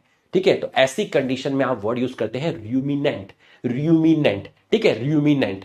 ठीक है, तो अगर मैं आपसे कहूं आपके रूमिनेंट एनिमल है, ठीक है, रूमिनेंट एनिमल, ठीक है, मैंने आपको बोला कैटल, ठीक है, कैटल के गट में, कैटल के गट में मीथेनोजेंस प्रेजेंट होता है। कैटल के गट में आपका क्या प्रेजेंट होता है, कैटल के गट में आपका मीथेनोजन क्या होता है, प्रेजेंट होता है। गाय भैंस जो चारा खा रही हैं, ठीक है, हाँ, जुगाली जुगाली, ठीक है, हाँ, वो कर्ड बोलते हैं, वो जो उनका निकल के आ रहा होता है ना डाइजेस्ट करके, सफेद सफेद, तो गाय भैंस जो चारा खा रही हैं उनके चारा में है सेलुलोज। तो गाय भैंस के चारा में जो सेलुलोज है, उस सेलुलोज के डाइजेशन करने में कैटल को दिक्कत आती है। इसलिए कैटल के जो गट है उसमें मीथेनोजेंस मिलते हैं, और ये मीथेनोजेंस बैक्टीरिया उस सेलुलोज के डाइजेशन में हेल्प करते हैं, जिससे गाय भैंस का भला होता है। और जब उसका डाइजेशन होता है तो उससे कुछ न्यूट्रिएंट्स मीथेनोजेंस बैक्टीरिया भी ले लेते हैं। फिर से सुनिएगा, गाय भैंस जो चारा खा रही है वो सेलुलोज रिच है, तो गाय भैंस को सेलुलोज के डाइजेशन में दिक्कत आती है, इसलिए उनके गट में मीथेनोजेंस प्रेजेंट होते हैं। ये मीथेनोजेंस उस सेलुलोज के डाइजेशन में हेल्प करते हैं। तो ये मीथेनोजेंस प्रेजेंट होते हैं, ठीक है, ये मीथेनोजेंस आपके प्रेजेंट होते हैं और हेल्प करते हैं। किसमें हेल्प करते हैं? ये हेल्प करते हैं सेलुलोज के डाइजेशन में। तो कैटल का जो फूड है वो सेलुलोज रिच है, बदले में मीथेनोजेंस को जगह मिल रही है रहने के लिए, और इनको भी वहां से न्यूट्रिएंट्स मिलते हैं। तो इसका मतलब वहां पर जो रिलेशनशिप है कैटल और बैक्टीरिया के अंदर, वो है सिम्बायोटिक, वो है आपकी सिम्बायोटिक। हाँ, वो है आपकी सिम्बायोटिक। तो कैटल्स के गट में जो बैक्टीरिया हैं वो सेलुलोज के डाइजेशन में हेल्प कर रहे हैं, गाय भैंस का फायदा हो रहा है, और इनको भी न्यूट्रिएंट्स मिल जाते हैं मीथेनोजेंस को, ठीक है। तो वहां जो रिलेशनशिप होती है वो होती है आपकी सिम्बायोटिक, ठीक। और जो कैटल का एक्सक्रीटरा होता है, ये माइक्रोब्स इन ह्यूमन वेलफेयर के अंदर बताया जाता है, ठीक है। जो कैटल का जो एक्सक्रीटरा होता है, जिसको आप गोबर बोलते हो या कैटल डंग बोलते हो, है ना, या एक्सक्रीटरा बोलते हो, ये आपका कैसा होता है? ये आपका सेलुलोज रिच होता है, ठीक। और उसके अंदर आपके क्या होंगे भाई? गोबर में क्या निकलेंगे? गोबर में आपके मीथेनोजेंस निकलेंगे। गोबर में आपके क्या निकलेंगे? मीथेनोजेंस निकलेंगे। और जो सेलुलोज है वो डिग्रेडेड फॉर्म में बाहर आएगा। जो सेलुलोज है वो किस फॉर्म में बाहर आएगा? डिग्रेडेड फॉर्म में बाहर आएगा। तो अगर मैं आपसे कहूं कि गोबर जो है उसमें सेलुलोज है, ब्रेकडाउन फॉर्म में है, ठीक है, मीथेनोजेंस प्रेजेंट है, और इससे आप रूरल एरियाज में गोबर इकट्ठा करके रूरल एरियाज में आप यहां से क्या बना सकते हैं? आप यहां से बायोगैस का प्रोडक्शन कर सकते हैं। और बायोगैस का मेन कंपोनेंट जो है, बायोगैस का मेन कंपोनेंट जो है वो होता है आपका मीथेन। तो बच्चों, मार्शी रीजन वो एरिया जो काफी टाइम तक पानी से कवर्ड होता है, वहां मीथेनोजेंस मिलते हैं। जो आपके रूमिनेंट एनिमल्स हैं या मैं कहूं कैटल्स हैं, ठीक है, इनके गट में मीथेनोजेंस प्रेजेंट होता है, क्योंकि गाय भैंस का जो चारा होता है वो सेलुलोज रिच होता है। तो ये बैक्टीरिया सेलुलोज के डाइजेशन में हेल्प करते हैं, और बैक्टीरिया को भी वहां से न्यूट्रिएंट्स मिलते हैं। तो वहां जो रिलेशन है वो सिम्बायोटिक है। गाय भैंस का जो गोबर है वहां सेलुलोज ब्रेकडाउन फॉर्म में मिलता है, ठीक, और वहां पर मीथेनोजेंस प्रेजेंट होते हैं, और यहां से आप गोबर गैस प्लांट लगा सकते हैं और बायोगैस का प्रोडक्शन कर सकते हैं, जिसका मेन कंपोनेंट होता है मीथेन। सलाइन कंडीशन में हैलोफाइल्स है। हाई टेम्परेचर लो पीएच मतलब हॉट स्प्रिंग, जहां तापमान बहुत ज्यादा होता है, वहां थर्मो एसिडोफाइल्स है। आर्की बैक्टीरिया एडवर्स कंडीशन में सर्वाइव कर जाते हैं अपने डिफरेंट सेल वॉल स्ट्रक्चर की वजह से। बच्चों, यहां तक की पढ़ाई अगर आपको समझ में आई तो आप एक बार हमारे सम्मान में यस लिख दीजिए। हाँ, ये बैक्टीरिया मिलते हैं, ठीक है। मीथेनोजेंस का एग्जाम्पल में एक एग्जाम्पल आप लिख लीजिए यहां पर, मीथेनोबैक्टीरियम। मीथेनोबैक्टीरियम,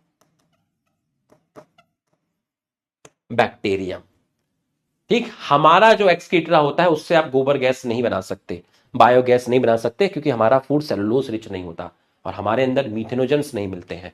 तो ये मैंने आपका आर्की बैक्टीरिया वाला जो पार्ट है उसको क्वालिटी के साथ एक स्लाइड में आपका कंप्लीट किया, ठीक है। आओ जरा, These bacteria are special. They live in some of most harsh habitat. Harsh मतलब unfavorable condition, ठीक है। Extremely salts नमक, halophiles, hot spring, thermoacidophiles, marshy area, methanogens, archaebacteria differ from other bacteria in having different cell wall structure. और यही वो feature है जो responsible है किसके लिए? सर्वाइवल। कहां पर? Extreme condition. मीथेनोजेंस कहां मिलेंगे? Gut of several ruminant animals such as cow and buffalo.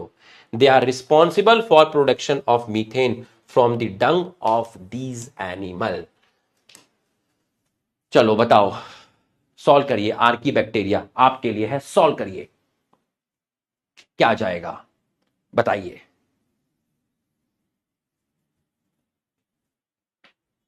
Solve करिए। Archaebacteria live in some of harsh habitat, extreme salt area. Extreme salt को थर्मो एसिडोफाइल्स नहीं बोलते, हॉट स्प्रिंग को halophiles नहीं बोलते। Archaebacteria differ from other bacteria in having different cell wall which is not responsible for their survival in harsh condition. E लिख रहे हैं। Methanogen present in gut of several ruminant animal, cow and buffalo.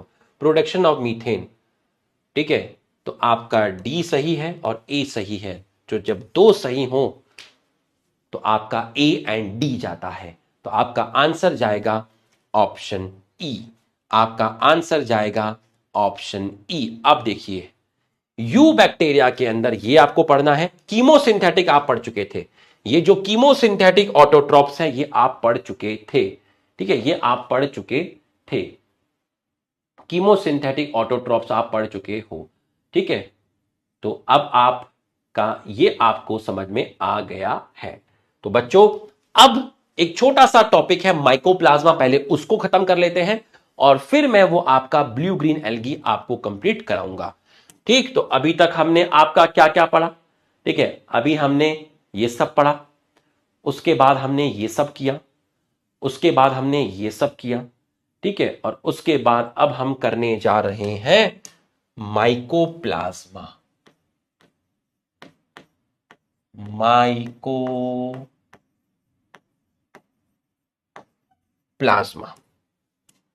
अब हम पढ़ेंगे mycoplasma. ठीक है, mycoplasma ठीक उसी तरीके से एक लाइन है, ये आपने यहां पर एक लाइन खींच ली है। ठीक, और उसके बाद ये, अब आप ध्यान से समझिएगा माइकोप्लाज्मा। माइकोप्लाज्मा बच्चों, यहां तक की पढ़ाई एकदम समझ में आ गई तो एक बार फटाफट कॉन्फिडेंस बढ़ा दीजिए। जल्दी से हमारे सम्मान में एक बार यस लिख दीजिए। जल्दी से एक बार यस लिख दीजिए और पढ़ाई करते रहना, है ना। ज्यादा बातचीत करने का समय होता नहीं है। ठीक है, बस ये है, जितनी भी चीजें कर रहे हैं दिल से कर रहे हैं, तमीज में कर रहे हैं, कंसिस्टेंसी कर रहे हैं, यही मोटिवेशन है। ठीक है, बाकी ज्यादा बातचीत करना वो सब कोई मतलब नहीं है। ठीक है, कंसंट्रेशन भंग होती है उससे। माइकोप्लाज्मा, ठीक है, mycoplasma.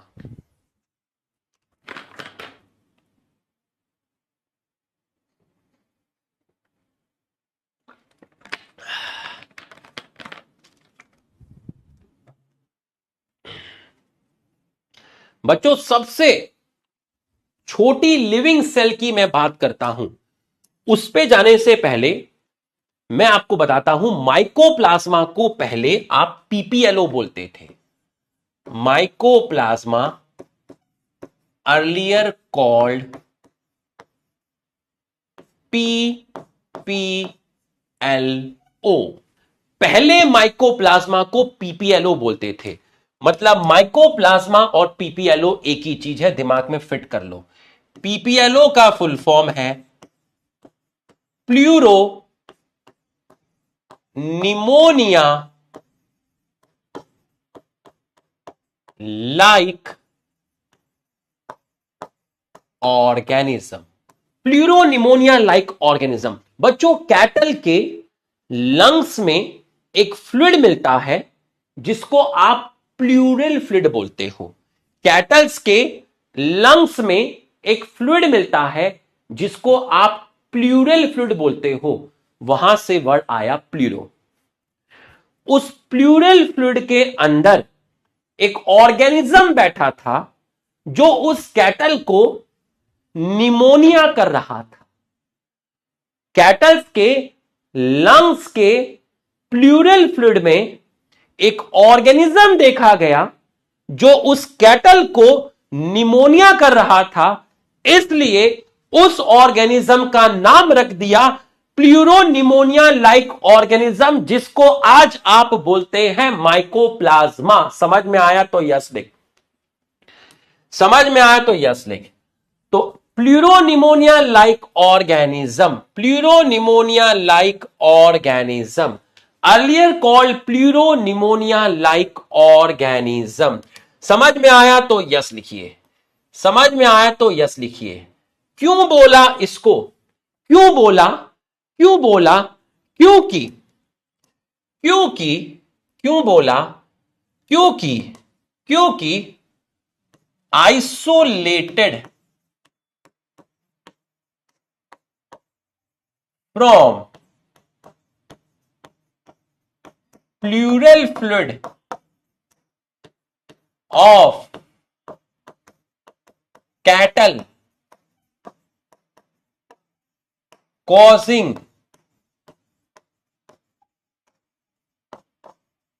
pneumonia, causing pneumonia, causing pneumonia, इसलिए इसको बोला PPLO। Now it is called mycoplasma, now it is called mycoplasma.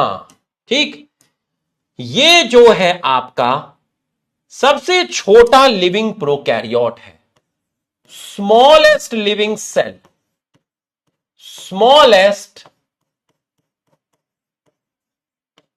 Living cell. और कहीं पर कंफ्यूज मत हुआ करो कि sir cell the unit of life में डायग्राम बना है, वहां पीपीएलओ का डायमेंशन अलग लिखा है और माइकोप्लाज्मा का थ्योरी में 0.3 लिखा है। भाई कोई फिक्स थोड़ी ना होता है, रेंज होती है। अगर बैक्टीरिया का लिखा हुआ है कि भाई इतना है तो उससे बड़ा भी मिलता है, उससे छोटा भी मिलता है, ये एक रेंज है। ठीक है, एक रेंज है। ठीक है, smallest living cell, smallest living cell can survive in absence of oxygen, in absence of oxygen. ठीक है, स्मॉलेस्ट लिविंग सेल है, ऑक्सीजन की एब्सेंस में सर्वाइव कर जाती है, और ये आपके हेट्रोट्रॉप्स होते हैं, ये आपके होते हैं हेट्रोट्रॉप्स। ये रहा तीसरा बॉक्स। ठीक है, 3 बॉक्स आपके हो गए। माइकोप्लाज्मा जो होते हैं ये पैथोजेनिक होते हैं, प्लांट के लिए भी और एनिमल के लिए भी, हमें भी इंफेक्शन करते हैं। पैथोजेनिक टू प्लांट और एनिमल, पैथोजेनिक टू प्लांट और एनिमल। बच्चों माइकोप्लाज्मा में सेल वॉल नहीं होती, तो अगर माइकोप्लाज्मा में सेल वॉल नहीं है इसका मतलब ये अपने शेप को मेंटेन नहीं कर पाएंगे। तो माइकोप्लाज्मा के अंदर सेल वॉल एब्सेंट है, माइकोप्लाज्मा में आपका सेल वॉल एब्सेंट है। सो नो डेफिनेट शेप, इनका जो शेप है वो डेफिनेट नहीं होता, और इसके लिए आप वर्ड यूज करते हैं प्लियोमॉर्फिक। इनका शेप फिक्स क्यों नहीं है, इनका शेप फिक्स क्यों नहीं है, इनका शेप मेंटेन क्यों नहीं रहता? क्योंकि शेप को मेंटेन करने वाली चीज इनके पास नहीं है, इनके पास सेल वॉल नहीं है, इनके पास सेल वॉल एब्सेंट होता है, सेल वॉल इनके पास एब्सेंट होता है। सेल वॉल जो है इनके पास वो आपका एब्सेंट होता है। बच्चों एक चीज होती है जिसको बोलते हैं बैक्टीरियल फिल्टर। ठीक है, मेरे पास चाय छानने वाली छन्नी है, ठीक, इस छन्नी से बैक्टीरिया क्रॉस नहीं हो पाते, इस छन्नी से, इस फिल्टर से बैक्टीरिया क्रॉस करके नीचे नहीं जा पाते, लेकिन माइकोप्लाज्मा उन फिल्टर को क्रॉस कर जाएगा, क्योंकि माइकोप्लाज्मा बैक्टीरिया से भी छोटा है। तो एक चीज होती है जिसको बोलते हैं, एक चीज होती है जिसको बोलते हैं, एक चीज होती है जिसको बोलते हैं पेज खत्म। अरे घोड़े पेज खत्म तो नया पेज ले लेना दीवाने, ये भी कोई बात हुई? एंटीबायोटिक इफेक्ट इसलिए नहीं बता रहा हूं क्योंकि वो है नहीं सिलेबस में। बताने को बताया जा सकता है कि एक एंटीबायोटिक होती है जिसको आप पेनिसिलिन बोलते हैं। ठीक, पेनिसिलिन एंटीबायोटिक अगर किसी बैक्टीरिया को मारती है तो वो उसकी सेल वॉल पर इंफेक्शन करके उसको मारती है। माइकोप्लाज्मा में सेल वॉल ही नहीं होती, तो पेनिसिलिन एंटीबायोटिक इसका कुछ नहीं बिगाड़ सकती। इसका मतलब ये पेनिसिलिन के लिए इनसेंसिटिव होते हैं। नहीं बढ़ाऊंगा इसको, ना ही लिखाऊंगा। क्या होगा? नोट्स बढ़ते जाएंगे। मैंने तुमसे एक चीज पहले ही कही थी कि जब सिलेबस खत्म हो जाएगा तो मैं आपको हर चैप्टर पे 20 से 25 मिनट का एक्स्ट्रा लेक्चर ले लूंगा, 15 से 20 मिनट का, और उसमें एक्स्ट्रा ही पढ़ाऊंगा।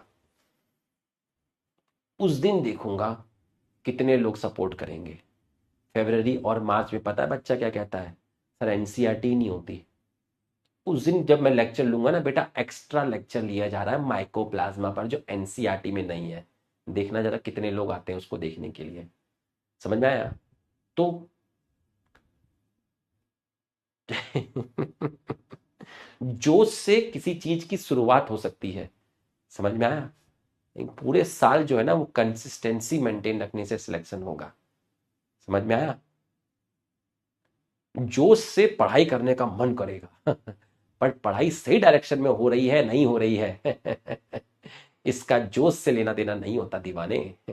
समझ में आया? अब जैसे एक ने एंटीबायोटिक लिखा है तो मैंने एक्सप्लेन कर दिया। बहुत सारी चीज है, इसको देखने में फ्राइडे का अपीयरेंस लगता है इसका, बहुत सारी चीजें होती हैं। ठीक है, लेकिन ये पता ही नहीं जाती है। ठीक है, माइकोप्लाज्मा की स्पीशीज बताना स्टार्ट कर दूं। माइकोप्लाज्मा गैलीसेप्टिकम पैरासिटिक होती है, मगर मतलब नहीं होता है। समझ में है? ज्ञान नहीं दिखाना है, ज्ञान दिखाना है तभी तो 3-3 4-4 साल से बैठे हुए हैं, पुराने नोट्स लेके बैठे हुए हैं, पुराने कोटा कोचिंग के नोट्स लेके बैठे हुए हैं, वही पुराने मॉड्यूल वही चले आ रहे हैं, वही पुराना एकदम नीले आसमान का मॉड्यूल और अलग अलग। तो कैसे काम चलेगा? समझ में आया? तो इसलिए अपग्रेड करना जरूरी होता है चीजों को। वो पढ़ना है जो एनसीईआरटी के अंदर है, और एक्स्ट्रा लास्ट में अलग से लेक्चर देके पढ़ा दूंगा। ठीक है, तो एक चीज होती है जिसको बोलते हैं बैक्टीरियल फिल्टर। जिसको क्या बोलते हैं? Bacterial filter. तो बैक्टीरियल फिल्टर, बैक्टीरियल फिल्टर। ठीक है, तुम सोचो तुम्हें चीजें पता है, मैं तो को तो 13 साल हो गए तो मुझे कितना पता होगा, लेकिन भाई बहुत तरीके से होता है। समझ में आया? बैक गियर जब ड्राइविंग सीखते हो ना तो तुम्हें बैक गियर डालना नहीं सिखाया जाता। जब ड्राइविंग कंप्लीट हो जाती है वो कहता है चलो ड्राइविंग आ गई, हाँ आ गई, फिर तुम्हें ध्यान में आता है भाई साला ड्राइविंग सीखते हुए गाड़ी कभी पीछे तो ली नहीं, क्योंकि बस गियर डाल के रोड पे चला रहे हैं, मोड़ के ला रहे हैं। फिर समझ में आता है भाई गाड़ी को बैक भी लिया जाता है, फिर कराई जाती है बैक गियर। ठीक है, एकदम से नहीं डालते बैक गियर। ठीक है, मैं ये चीज मानता हूं कि इस बार जो एनटीए की फजीयत हो रही है, इतने सारे बच्चे जा रहे हैं, इतने बच्चों के मार्क्स आ रहे हैं, तो इस साल जो पेपर आएगा वो बेटर आएगा, लेकिन कैसा आएगा ये किसी को भी नहीं पता। ठीक है, ये जो बकवास करते हैं ना, ऐसा आएगा वैसा आएगा वैसा आएगा, मेरी बात सुन, सुन मेरी बात। ये साले लास्ट टाइम भी बकवास करते थे कि एनसीईआरटी में चेंजेस हुए हैं, इस बार तो पता नहीं पेपर किस तरीके से आएगा, इस बार सिलेबस बढ़ गया है, फैमिलीज बढ़ गई हैं, ये हो गया है वो हो गया है, इस टाइम तो अब एनएमसी हो गया है, अब कुछ नया आ गया है, नया सिलेबस आया है, इस बार तो पेपर डिफिकल्ट आएगा। ये लास्ट ईयर भी भविष्यवाणी करी थी, ये पेपर तो डिफिकल्ट नहीं आया। तो साला किसी को कुछ नहीं पता है, सब साले बकवास करते हैं। समझ में आया? सब बकवास करते हैं बस क्लास में बच्चे का टाइम वेस्ट करने के लिए, तुर्रम खान बनने के लिए। क्यों भाई? लास्ट ईयर नहीं बोला था तुम लोगों ने कि पेपर ये आएगा, पेपर वो आएगा, पेपर ये आएगा, पेपर वो आएगा, सिलेबस चेंज हुआ है, इस बार ये हुआ है, वो आया, की होगा वो आया, क्या आया? आया कुछ? साला तुम्हें भी नहीं पता क्या आएगा, तुम्हें भी उसी दिन पता चलता है, अरे ये आ गया है।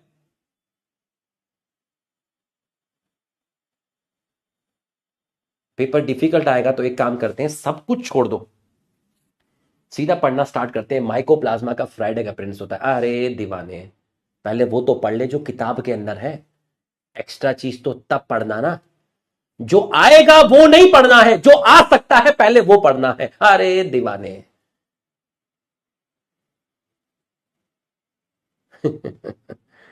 इसलिए चीजों को एकदम क्लियर रखना चाहिए, पहले वो पढ़ो जो पेपर में आएगा, बाद में जब सिलेबस खत्म हो जाएगा तो वो पढ़ लो थोड़ा सा टाइम लगा के जो आ सकता है। बच्चों मेरी चीज क्लियर हुई तो एक बार फटाफट यस लिख दीजिए, एक बार यस लिख दीजिए। तो एक चीज होती है जिसको बोलते हैं बैक्टीरियल फिल्टर, और हां इस बार ऐसी प्रोबेबिलिटी है कि पेपर लास्ट ईयर से बेटर आएगा, लेकिन आपके टीचर उसको तैयार कर देंगे, उसके लिए ढकोसला बजाने की जरूरत नहीं होती है। एक चीज होती है जिसको बोलते हैं बैक्टीरियल फिल्टर, जिसको आप बोलते हैं बैक्टीरियल फिल्टर। बैक्टीरियल फिल्टर्स की पोर साइज इतनी छोटी होती है कि वहां से बैक्टीरिया क्रॉस नहीं कर सकते, बट माइकोप्लाज्मा उसको क्रॉस कर जाते हैं। तो mycoplasma can pass through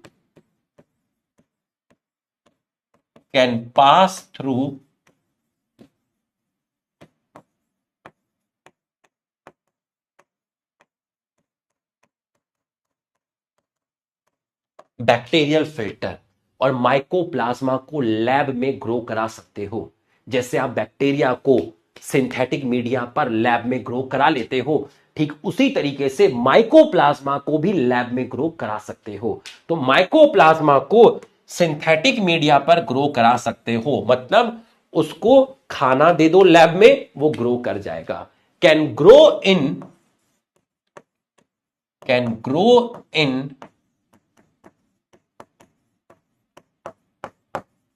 synthetic media, can grow in synthetic media.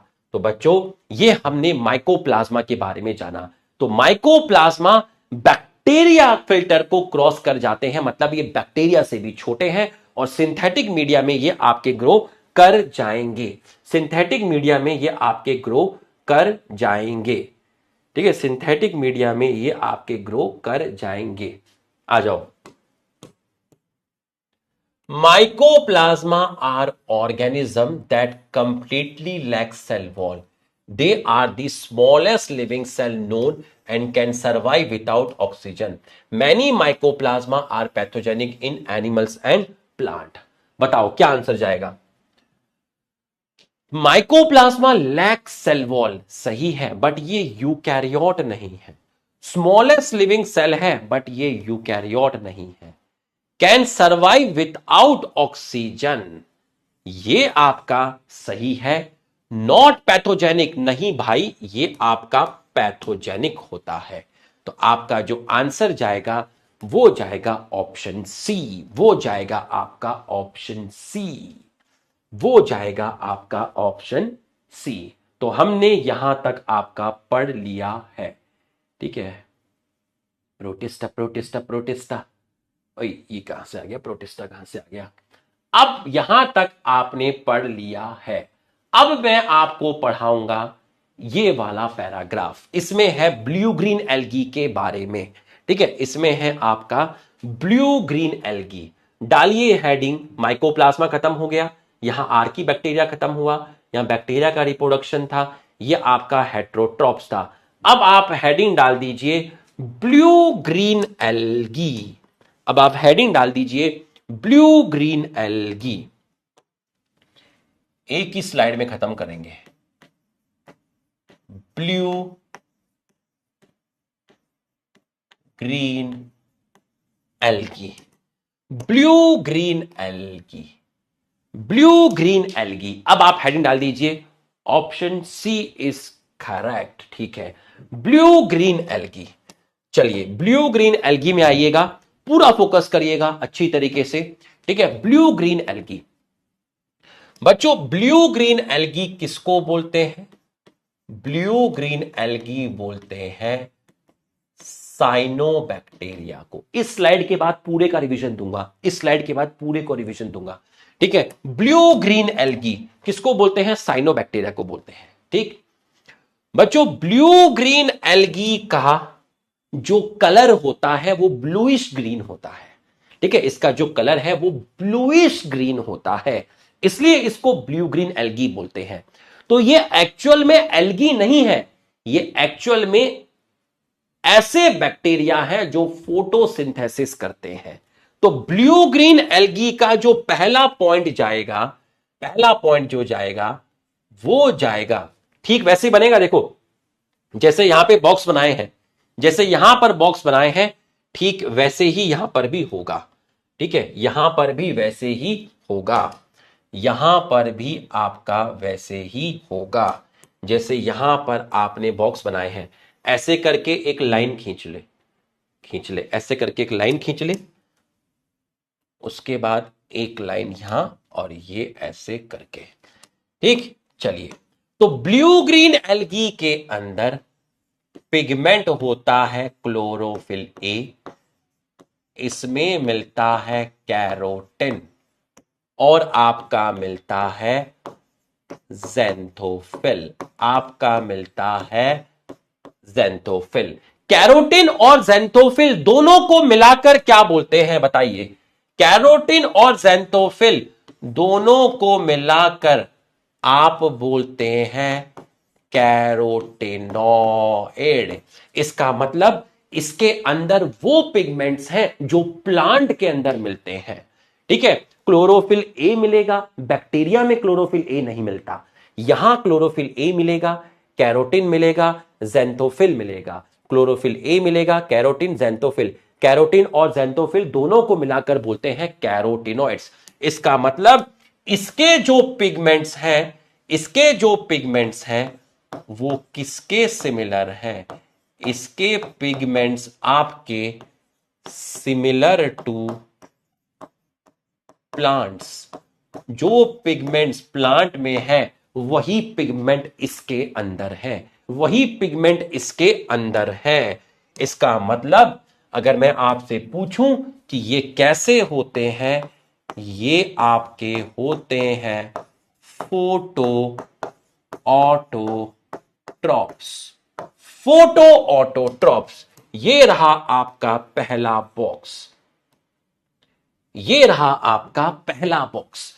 इनके अंदर पिगमेंट है क्लोरोफिल ए, कैरोटिन, ज़ैंथोफिल, दोनों को मिलाकर बोला कैरोटिनॉइड्स। और ये जो पिगमेंट है क्लोरोफिल ए, ये प्लांट्स के अंदर भी मिलता है और ये फोटोसिंथेसिस करते हैं। ये आपके होते हैं फोटो ऑटोट्रॉप्स, ये होते हैं फोटो ऑटोट्रॉप। दूसरा पॉइंट, इन्होंने फोटोसिंथेसिस में CO2 प्लस वाटर, तो इनके फोटोसिंथेसिस में CO2 प्लस वाटर और आपका बना ग्लूकोज प्लस ऑक्सीजन। तो बताइए इनका फोटोसिंथेसिस ऑक्सीजेनिक हुआ या नॉन ऑक्सीजेनिक हुआ? इनका फोटोसिंथेसिस ऑक्सीजेनिक हुआ या नॉन ऑक्सीजेनिक हुआ? इनका फोटोसिंथेसिस ऑक्सीजेनिक फोटोसिंथेसिस, इनका फोटोसिंथेसिस जो होता है वो आपका ऑक्सीजेनिक होता है। इनका फोटोसिंथेसिस आपका ऑक्सीजेनिक होता है, इनका फोटोसिंथेसिस आपका ऑक्सीजेनिक होता है। बिल्कुल सही, इनका फोटोसिंथेसिस आपका ऑक्सीजेनिक होता है। तीसरा पॉइंट, तीसरा पॉइंट, इनकी सेल वॉल में एक लेयर नहीं होती, इनकी सेल वॉल में आपकी मैनी लेयर्स होती है और इनकी सेल वॉल में प्रेजेंट होता है पेप्टाइडो ग्लाइकन। इनमें फ्लैजला नहीं मिलते। ब्लू ग्रीन एल्गी के अंदर आपके फ्लैजला जो है वो आपके एब्सेंट है, तो ये आपके हो गए हैं नॉन मोटाइल, ये आपके हो गए हैं नॉन मोटाइल। ये आपका तीसरा बॉक्स बन गया। तो इनकी सेल वॉल सिंगल लेयर नहीं है, मैनी लेयर्स में होती है, ठीक। और इनमें पेप्टाइडोग्लाइकन से सेल वॉल बनी है, फ्लैजेला यहां एब्सेंट है, तो ये आपके हो गए हैं नॉन मोटाइल। ये आपके हो गए हैं नॉन मोटाइल। नेक्स्ट पॉइंट, ये आपके एक्वेटिक भी होंगे, मतलब फ्रेश वाटर नदी वगैरह में मिलेंगे जहां नमक नहीं होता, ठीक है। फ्रेश वाटर समुंदर में मिलेंगे जहां नमक है, मैरीन वाटर, और टेरेस्ट्रियल इन्वायरमेंट में भी ये आपके मिलेंगे। टेरेस्ट्रियल रीजन में भी आपके ये मिलेंगे।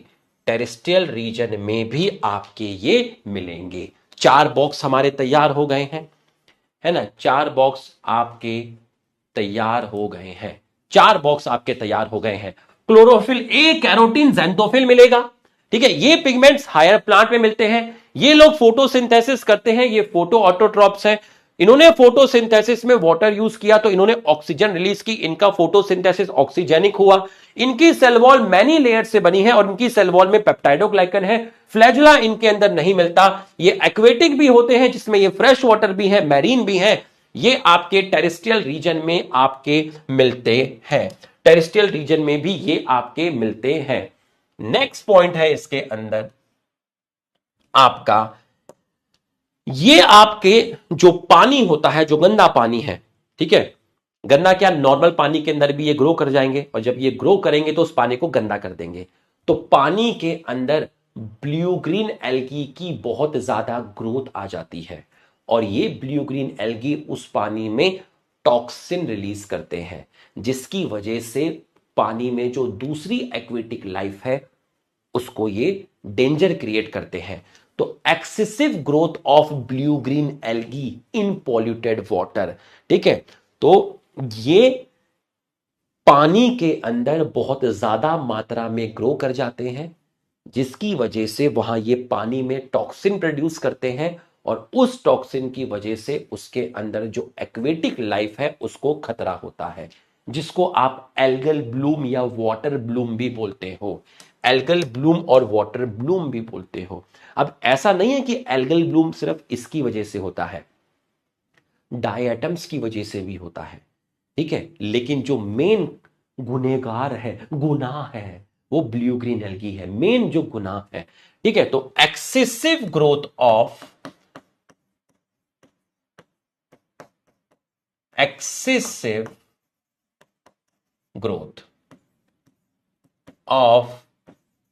Blue green algae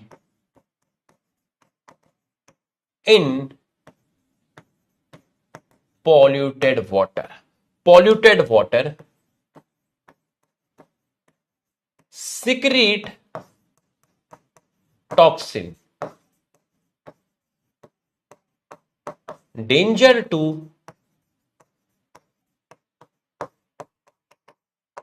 aquatic life। danger to aquatic life इस चीज को बोलते हैं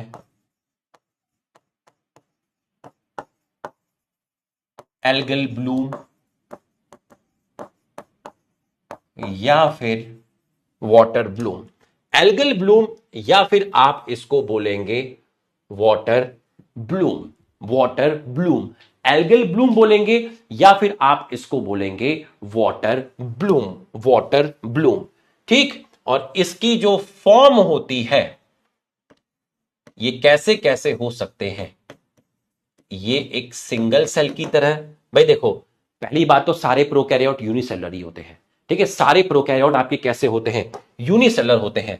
आपको ये इस तरीके से दिख सकता है, ठीक है। आपको ये कैसे दिख सकता है, आपको ये कॉलोनियल की फॉर्म में दिख सकता है। मतलब आपको ब्लू ग्रीन एल्गी एक ही तरह के हैं, ये सारे एक ही तरह के ब्लू ग्रीन एल्गी हैं और आपको एक ग्रुप में दिखे, एक कॉलोनी की फॉर्म में दिखे, ठीक है। ये सारे ब्लू ग्रीन एल्गी अलग अलग नहीं है, ये चारों ब्लू ग्रीन एल्गी एक ही तरह के हैं। ये चारों ब्लू ग्रीन एल्गी एक ही तरीके के हैं, एक ग्रुप में मिले, ठीक है भाई, एक ग्रुप में मिले, ठीक है।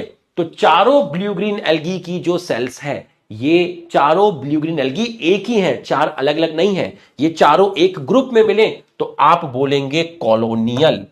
और तीसरा है आपका फिलामेंटस, फिलामेंट की फॉर्म में मिले, इस तरीके से फिलामेंट की फॉर्म में मिले, ऐसे ऐसे ऐसे ऐसे, इस तरीके से फिलामेंट की फॉर्म में मिले तो आप इसको बोलते हैं फिलामेंटस। बच्चों यहां तक की पढ़ाई अगर आपको समझ में आई तो आप एक बार यस लिख दीजिए। आसान चैप्टर है, ये टॉपिक थोड़ा थ्योरेटिकल है, आसान है, ठीक है। यहां तक की पढ़ाई अगर आपको समझ में आई तो आप यस लिख दीजिए। मैं बहुत सिस्टमेटिक, बहुत तरीके से एकदम बेहतरीन नोट्स लेके आपके चल रहा हूं, कोई पोथी पुतरा नहीं है, एकदम शॉर्ट में कंसाइज वे में है। सिर्फ आपको बॉक्स डब्बा पढ़ोगे एकदम आपको मेमोराइज हो जाएगा। यहां तक की पढ़ाई अगर आपको समझ में आई तो आप यस लिख दीजिए।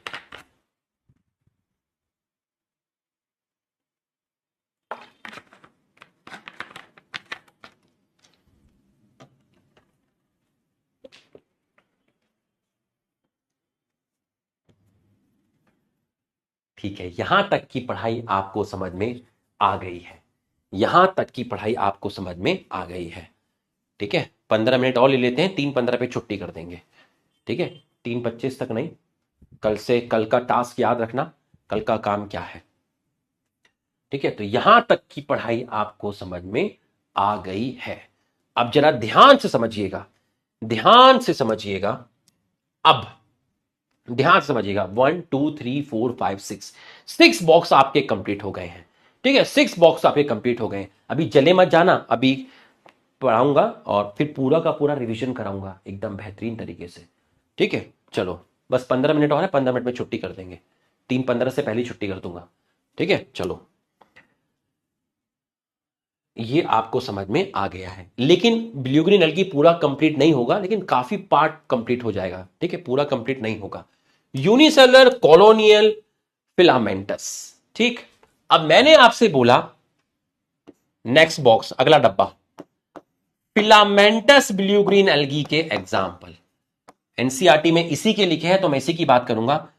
फिलामेंटस ब्लू ग्रीन एल्गी के एग्जाम्पल मैंने आपको बोला नॉस्टॉक, मैंने आपको बोला नॉस्टॉक, मैंने आपको बोला नॉस्टॉक। ठीक, नॉस्टॉक, मैंने आपको बोला एनाबिना। ठीक, नॉस्टॉक बोला, एनाबिना बोला,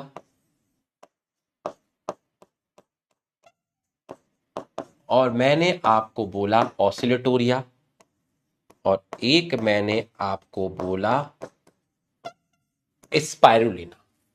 ठीक, तो अब आप ध्यान से समझिएगा, नॉस्टॉक, एनाबिना, ऑसिलेटोरिया, स्पाइरुलिना। ठीक है, नॉस्टॉक, एनाबिना, ऑसिलेटोरिया, स्पाइरुलिना। तो एक बॉक्स में तो आपका आ गया फिलामेंटस ब्लू ग्रीन एल्गी के एग्जाम्पल, नॉस्टॉक, एनाबिना, ऑसिलेटेरिया और स्पाइरुलिना। ठीक बच्चों, ये जो स्पाइरुलिना है, जब आप स्पेस में जाएंगे तो आप आलू पराठा, आलू पराठा, ठीक है, मंचूरियन, समझ रहे हो, मोमो की चटनी, चाटले, ये सब सामान लेके नहीं जाएंगे। स्पाइरुलिना रिचेस्ट सोर्स होता है प्रोटीन का, रिचेस्ट सोर्स होता है प्रोटीन का। इसी को सिंगल सेल प्रोटीन भी बोलते हैं। इसके बाद आता है क्लोरेला, है ना, वही वाला क्लोरेला क्लाइमेडोमोनास वाला, वही वाला, वो सेकंड रिचेस्ट सोर्स है प्रोटीन का। तो जब आप स्पेस में जाओगे, ओलोसिरा फ्री लिविंग में आएगा। ओलोसिरा भी मैंने नहीं लिखाया, ठीक है, वही तो कह रहा हूं, अभी रुक तो जा, पहले वो तो पढ़ाने दो जो एनसीईआरटी में है, रुक जा, सब बताऊंगा, अभी तो बहुत चीजें हैं इसके बारे में, धीरे धीरे करके देंगे। Nostoc, Anabaena, Oscillatoria, spirulina. ठीक है, मुझे इन्हीं के बारे में बताना है, इसलिए मैंने ये एग्जांपल लिखे हैं।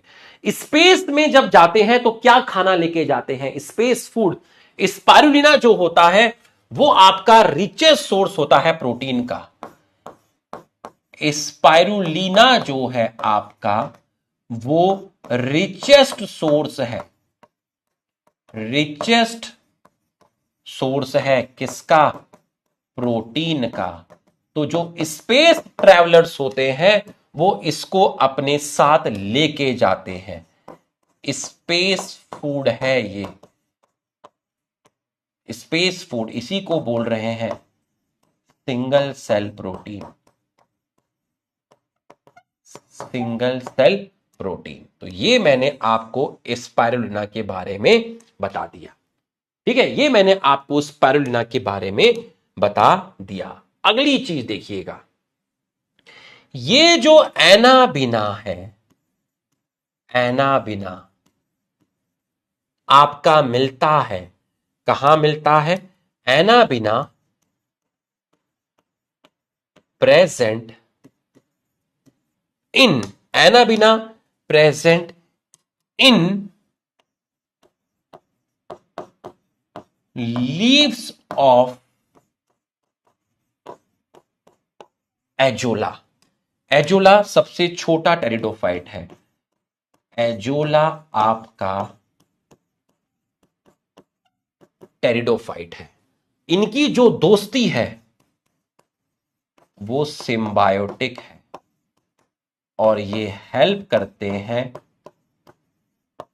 राइस के प्रोडक्शन में। बच्चों अगर राइस का प्रोडक्शन करना है, क्योंकि ये दोनों मिलकर क्या कर रहे हैं, ये आपका एनाबिना नाइट्रोजन फिक्सेशन करना है। अगर राइस का प्रोडक्शन करना है तो जो राइस की फील्ड है, जो पैडी, वहां पर एजोला लगा दीजिए। ठीक है, एजोला टेरिडोफाइट है और उस एजोला के अंदर आपका रहता है एनाबिना, जो वहां नाइट्रोजन फिक्सेशन करता है, जिसकी वहां इनकी रिलेशनशिप की वजह से राइस का प्रोडक्शन वहां इंक्रीज होता है। अब मुझे इसमें रिसर्च तो करनी नहीं है किस तरीके से राइस का प्रोडक्शन इंक्रीज हुआ। ठीक है, अगर नीट में क्वेश्चन आ जाए कि किसकी जोड़ी राइस के प्रोडक्शन में हेल्प करती है, किसकी जोड़ी, ज्ञान गुंजन, इमेज दिखाओ। अरे ज्ञान गुंजन, पहले तो अपनी गुंजन अपने नाम से एक ज्ञान हटा दे।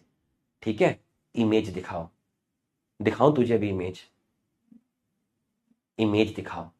पहले मेडिकल कॉलेज में पहुंच जा, नीट का एग्जाम निकाल ले, बाद में वहां इमेज देख लेना जो भी देखना है तेरे को।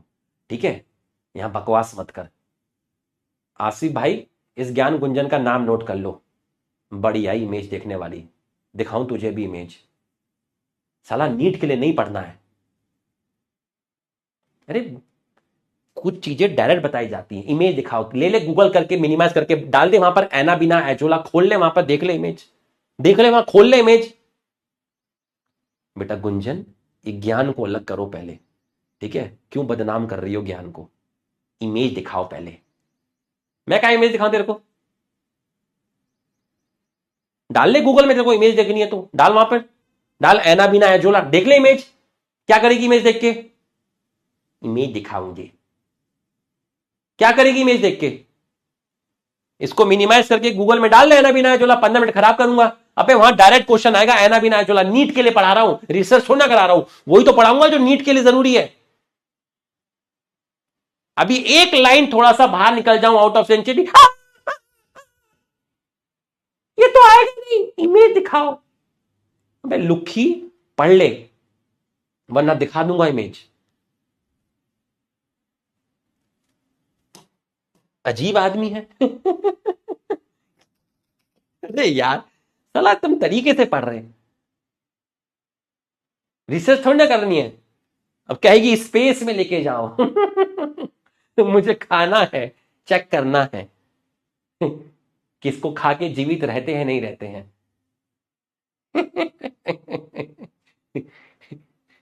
देख ले इमेज। अरे दीवानी, नीट का पहले एग्जाम निकालना है। ठीक है, जिनकी इमेज दिखानी जरूरी होगी, dicot root, monocot root, dicot stem, monocot stem, सब इमेज दिखाई जाएगी।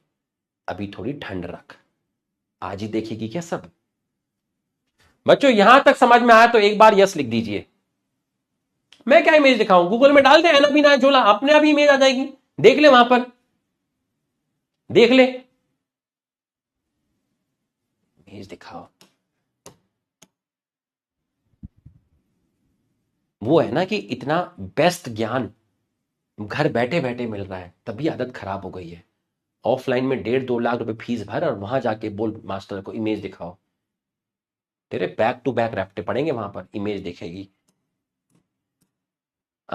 तो बच्चों यहां तक की पढ़ाई आपको समझ में आ गई है। एजोला एक टेरिडोफाइट है, इसकी पत्ती के अंदर एक ब्लू ग्रीन एल्गी मिलता है जिसको बोलते हैं एनाबिना। इन दोनों की जो रिलेशनशिप है वो सिम्बायोटिक है, ठीक है। और एनाबिना नाइट्रोजन फिक्सेशन करता है और वहां पर राइस का प्रोडक्शन इंक्रीज होता है। तो राइस का प्रोडक्शन इंक्रीज करना हो तो वहां एजोला लगाओ, एजोला के अंदर मिलता है वहां पर एनाबिना, वहां पर मिलता है आपका एनाबिना।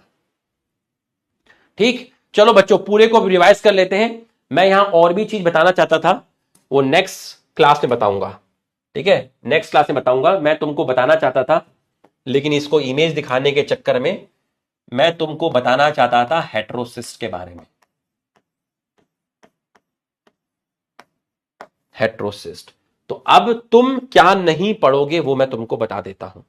क्या तुम नहीं पढ़ोगे वो मैं तुमको बता देता हूं। अभी ये पैराग्राफ मत पढ़ना, है ना, ये पैराग्राफ मत पढ़ना।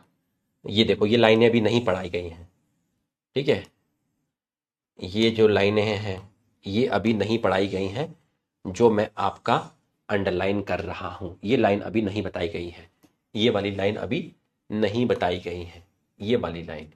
तो जो लाइन मैंने अंडरलाइन की है अभी नहीं बताई गई है। म्यूसिलिनियस शीट क्या होता है ये नहीं बताया गया है, इसको मत देखना, इसको अभी मत देखना।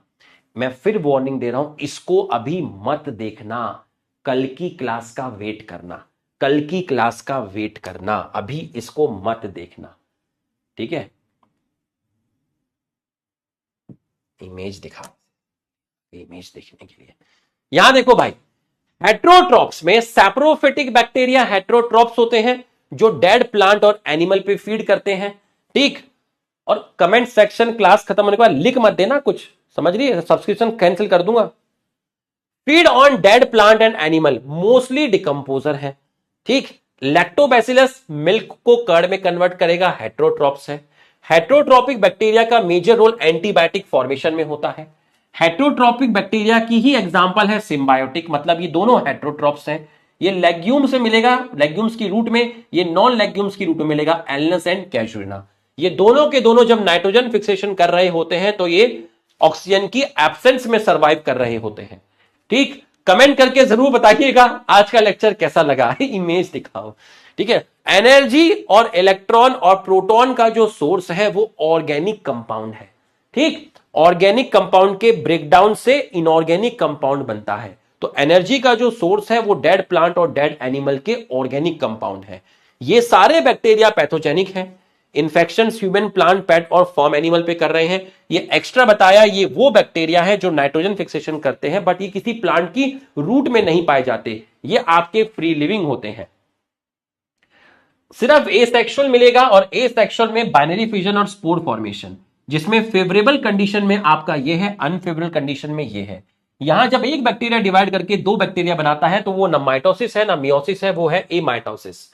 एक बैक्टीरिया से दूसरे बैक्टीरिया में डीएनए ट्रांसफर होता है एक ट्यूब के थ्रू, जिस ट्यूब को आप कॉन्जुगेशन ट्यूब बोलते हैं, और इस प्रोसेस को आप कॉन्जुगेशन बोलते हैं, और इसी को बोला गया है primitive method of DNA transfer, इसी को बोला गया है sort of sexual reproduction. Archie bacteria की जो सेल वॉल है वो काफी डिफरेंट है, क्योंकि उसमें पेप्टाइडोग्लाइकन नहीं मिलता, उसमें स्यूडोमिरीन मिलता है। सेल वॉल का जो डिफरेंट स्ट्रक्चर है, इसी की वजह से वो हार्श और एडवर्स कंडीशन में सर्वाइव करता है, ठीक है। मिथेनोजेंस, हेलोफाइल्स, थर्मोएसिडोफाइल इसके टाइप्स हैं। हाई टेम्परेचर एसिडोफाइल्स मतलब एसिडिक कंडीशन, मतलब लो पीएच, जहां पर टेम्परेचर बहुत ज्यादा होता है उस जगह को हॉट स्प्रिंग बोलते हैं, वहां थर्मोएसिडोफाइल मिलते हैं। जहां नमक बहुत ज्यादा है वहां पर सेलोफाइल्स, हेलोफाइल्स ग्रो करते हैं। मिथेनोजेंस का एग्जांपल मैंने एक लिखा दिया, मिथेनोबैक्टीरियम, क्योंकि ये आता है क्लास 12th में, ठीक है, इनके एग्जांपल कहीं नहीं आते। मार्शी रीजन, वो एरिया जो पानी से कवर होता है, वहां मिथेनोजेंस मिलते हैं, ठीक है। रूमिनेंट एनिमल, कैटल और काउ बफेलो जो है, उनके अंदर, उनके गट में मिथेनोजेंस मिलते हैं, क्योंकि वो जो चारा खा रही हैं वो सेलुलोज रिच है, तो वो कैटल उनके डाइजेशन करने में उनको दिक्कत आती है, तो ये मिथेनोजेंस उनके डाइजेशन करने में हेल्प करते हैं, और इनकी जो जोड़ी होती है वो होती है सिम्बायोटिक। तो जो गोबर है, जो डंग है, वहां पे सेलुलोज के बाई प्रोडक्ट मिलेंगे, डाइजेस्टेड फॉर्म में मिलेंगे, और वहां मीथेनोजेंस मिलेगा, तो उस गोबर से आप बायोगैस प्रोड्यूस कर सकते हैं, जिसका मेन सोर्स होता है मीथेन। माइकोप्लाज्मा को पहले पीपीएलओ कहा जाता था, प्लूरोनिमोनिया लाइक ऑर्गेनिज्म, क्योंकि ये कैटल्स के लंग्स के प्लूरल फ्लूइड से निकाला गया था और वहां ये बीमारी करता था निमोनिया। तो माइकोप्लाज्मा पीपीएलओ एक ही चीज है, स्मॉलेस्ट लिविंग सेल है, ऑक्सीजन की एब्सेंस में सर्वाइव कर सकता है, हेट्रोट्रॉप्स है, प्लांट एनिमल को ये इन्फेक्शन करते हैं, इनमें सेल वॉल एब्सेंट है, इसलिए इसका डेफिनेट शेप नहीं होता, ये प्लियोमॉर्फिक होता है। और एक फिल्टर होता है बैक्टीरियल फिल्टर्स, उसकी पोर साइज इतनी छोटी होती है कि वहां से बैक्टीरिया क्रॉस नहीं कर सकते, बट उसकी पोर साइज से माइकोप्लाज्मा क्रॉस कर सकता है, इसका मतलब माइकोप्लाज्मा बैक्टीरिया से छोटा है। माइकोप्लाज्मा सिंथेटिक मीडिया पे ग्रो कर सकता है, बट वायरस सिंथेटिक मीडिया पे ग्रो नहीं करता, इसका मतलब माइकोप्लाज्मा वायरस भी नहीं है और बैक्टीरिया भी नहीं है, स्मॉलेस्ट लिविंग सेल है। ठीक है, माइकोप्लाज्मा जो है आपका स्मॉलेस्ट लिविंग सेल हो गया था। ब्लू ग्रीन एल्गी के अंदर क्लोरोफिल ए, कैरोटीन, जेंथोफिल मिलेगा, यही पिगमेंट्स आपके प्लांट्स में भी मिलते हैं। यहां पहली बार वाटर को यूज किया गया, इसलिए ऑक्सीजन रिलीज हुई, तो यहां का फोटोसिंथेसिस ऑक्सीजेनिक था। सेल वॉल मैनी लेयर्स की प्रेजेंट है, जिसमें पेप्टाइडोग्लाइकन मिलता है, फ्लैजेला एब्सेंट होता है। एक्वेटिक भी मिलेगा, टेरेस्ट्रियल भी मिलेगा। ग्रीन एल्गी की ग्रोथ बहुत ज्यादा हो जाती है पानी के अंदर, तो वो वहां पर टॉक्सिन रिलीज करते हैं, जिसकी वजह से एक्वेटिक लाइफ को दिक्कत आती है। इसको एल्गल ब्लूम और वाटर ब्लूम बोलते हैं। एक सिंगल सेल की फॉर्म में भी मिल सकता है, वही सेल्स ग्रुप में मिल सकती हैं, और वही सेल्स फिलामेंट की फॉर्म में मिल सकती हैं। ये उसके एग्जांपल है फिलामेंटस के। प्रोटीन का रिचेस्ट सोर्स है स्पाइरुलिना, स्पेस में इसको लेके जाते हैं। एनाबिना एक ब्लू ग्रीन एल्गी है, जो एजोला की लीफ से मिलेगा, एजोला एक टेरिडोफाइट है, वहां इनकी रिलेशनशिप सिम्बायोटिक होती है और ये राइस के प्रोडक्शन में हेल्प करती है। बच्चों, यहां तक की पढ़ाई अगर आपको समझ में आई तो ऐप में एक कमेंट करके जरूर बताइएगा आपको क्लास कैसी लगी। ठीक है, तो अभी हेट्रोसिस वाला पार्ट मत पढ़ना, और जाते जाते मैं आपको फिर रिमाइंड करा रहा हूं, ये चीज मैं पूरे साल मेंटेन करने वाला हूं, माइटोकॉन्ड्रिया और प्लास्टिड आप पढ़ के आना, और आपके रिवीजन लेक्चर में भी यही था। ये देखिए 11 तारीख को प्लास्टिड है, 12 को माइटोकॉन्ड्रिया है, 13 को सेल मेम्ब्रेन है। ठीक है, 13 तारीख को हम सेल मेम्ब्रेन के 10 क्वेश्चन करेंगे, 5 ऑब्जेक्टिव, 2 असर्शन, 2 स्टेटमेंट, फिर से मुझे 10 क्वेश्चन बनाने पड़ेंगे, 1 घंटे का काम हो गया फिर से। ठीक है, तो मस्त होके बैठना, चौड़े होके बैठना, स्ट्रेस फ्री होके बैठना, क्योंकि पिक्चर अभी बाकी है, क्योंकि भाई कल फिर आएगा और कल की क्लास तबाही होगी। ठीक है, चलिए फिर मिलेंगे।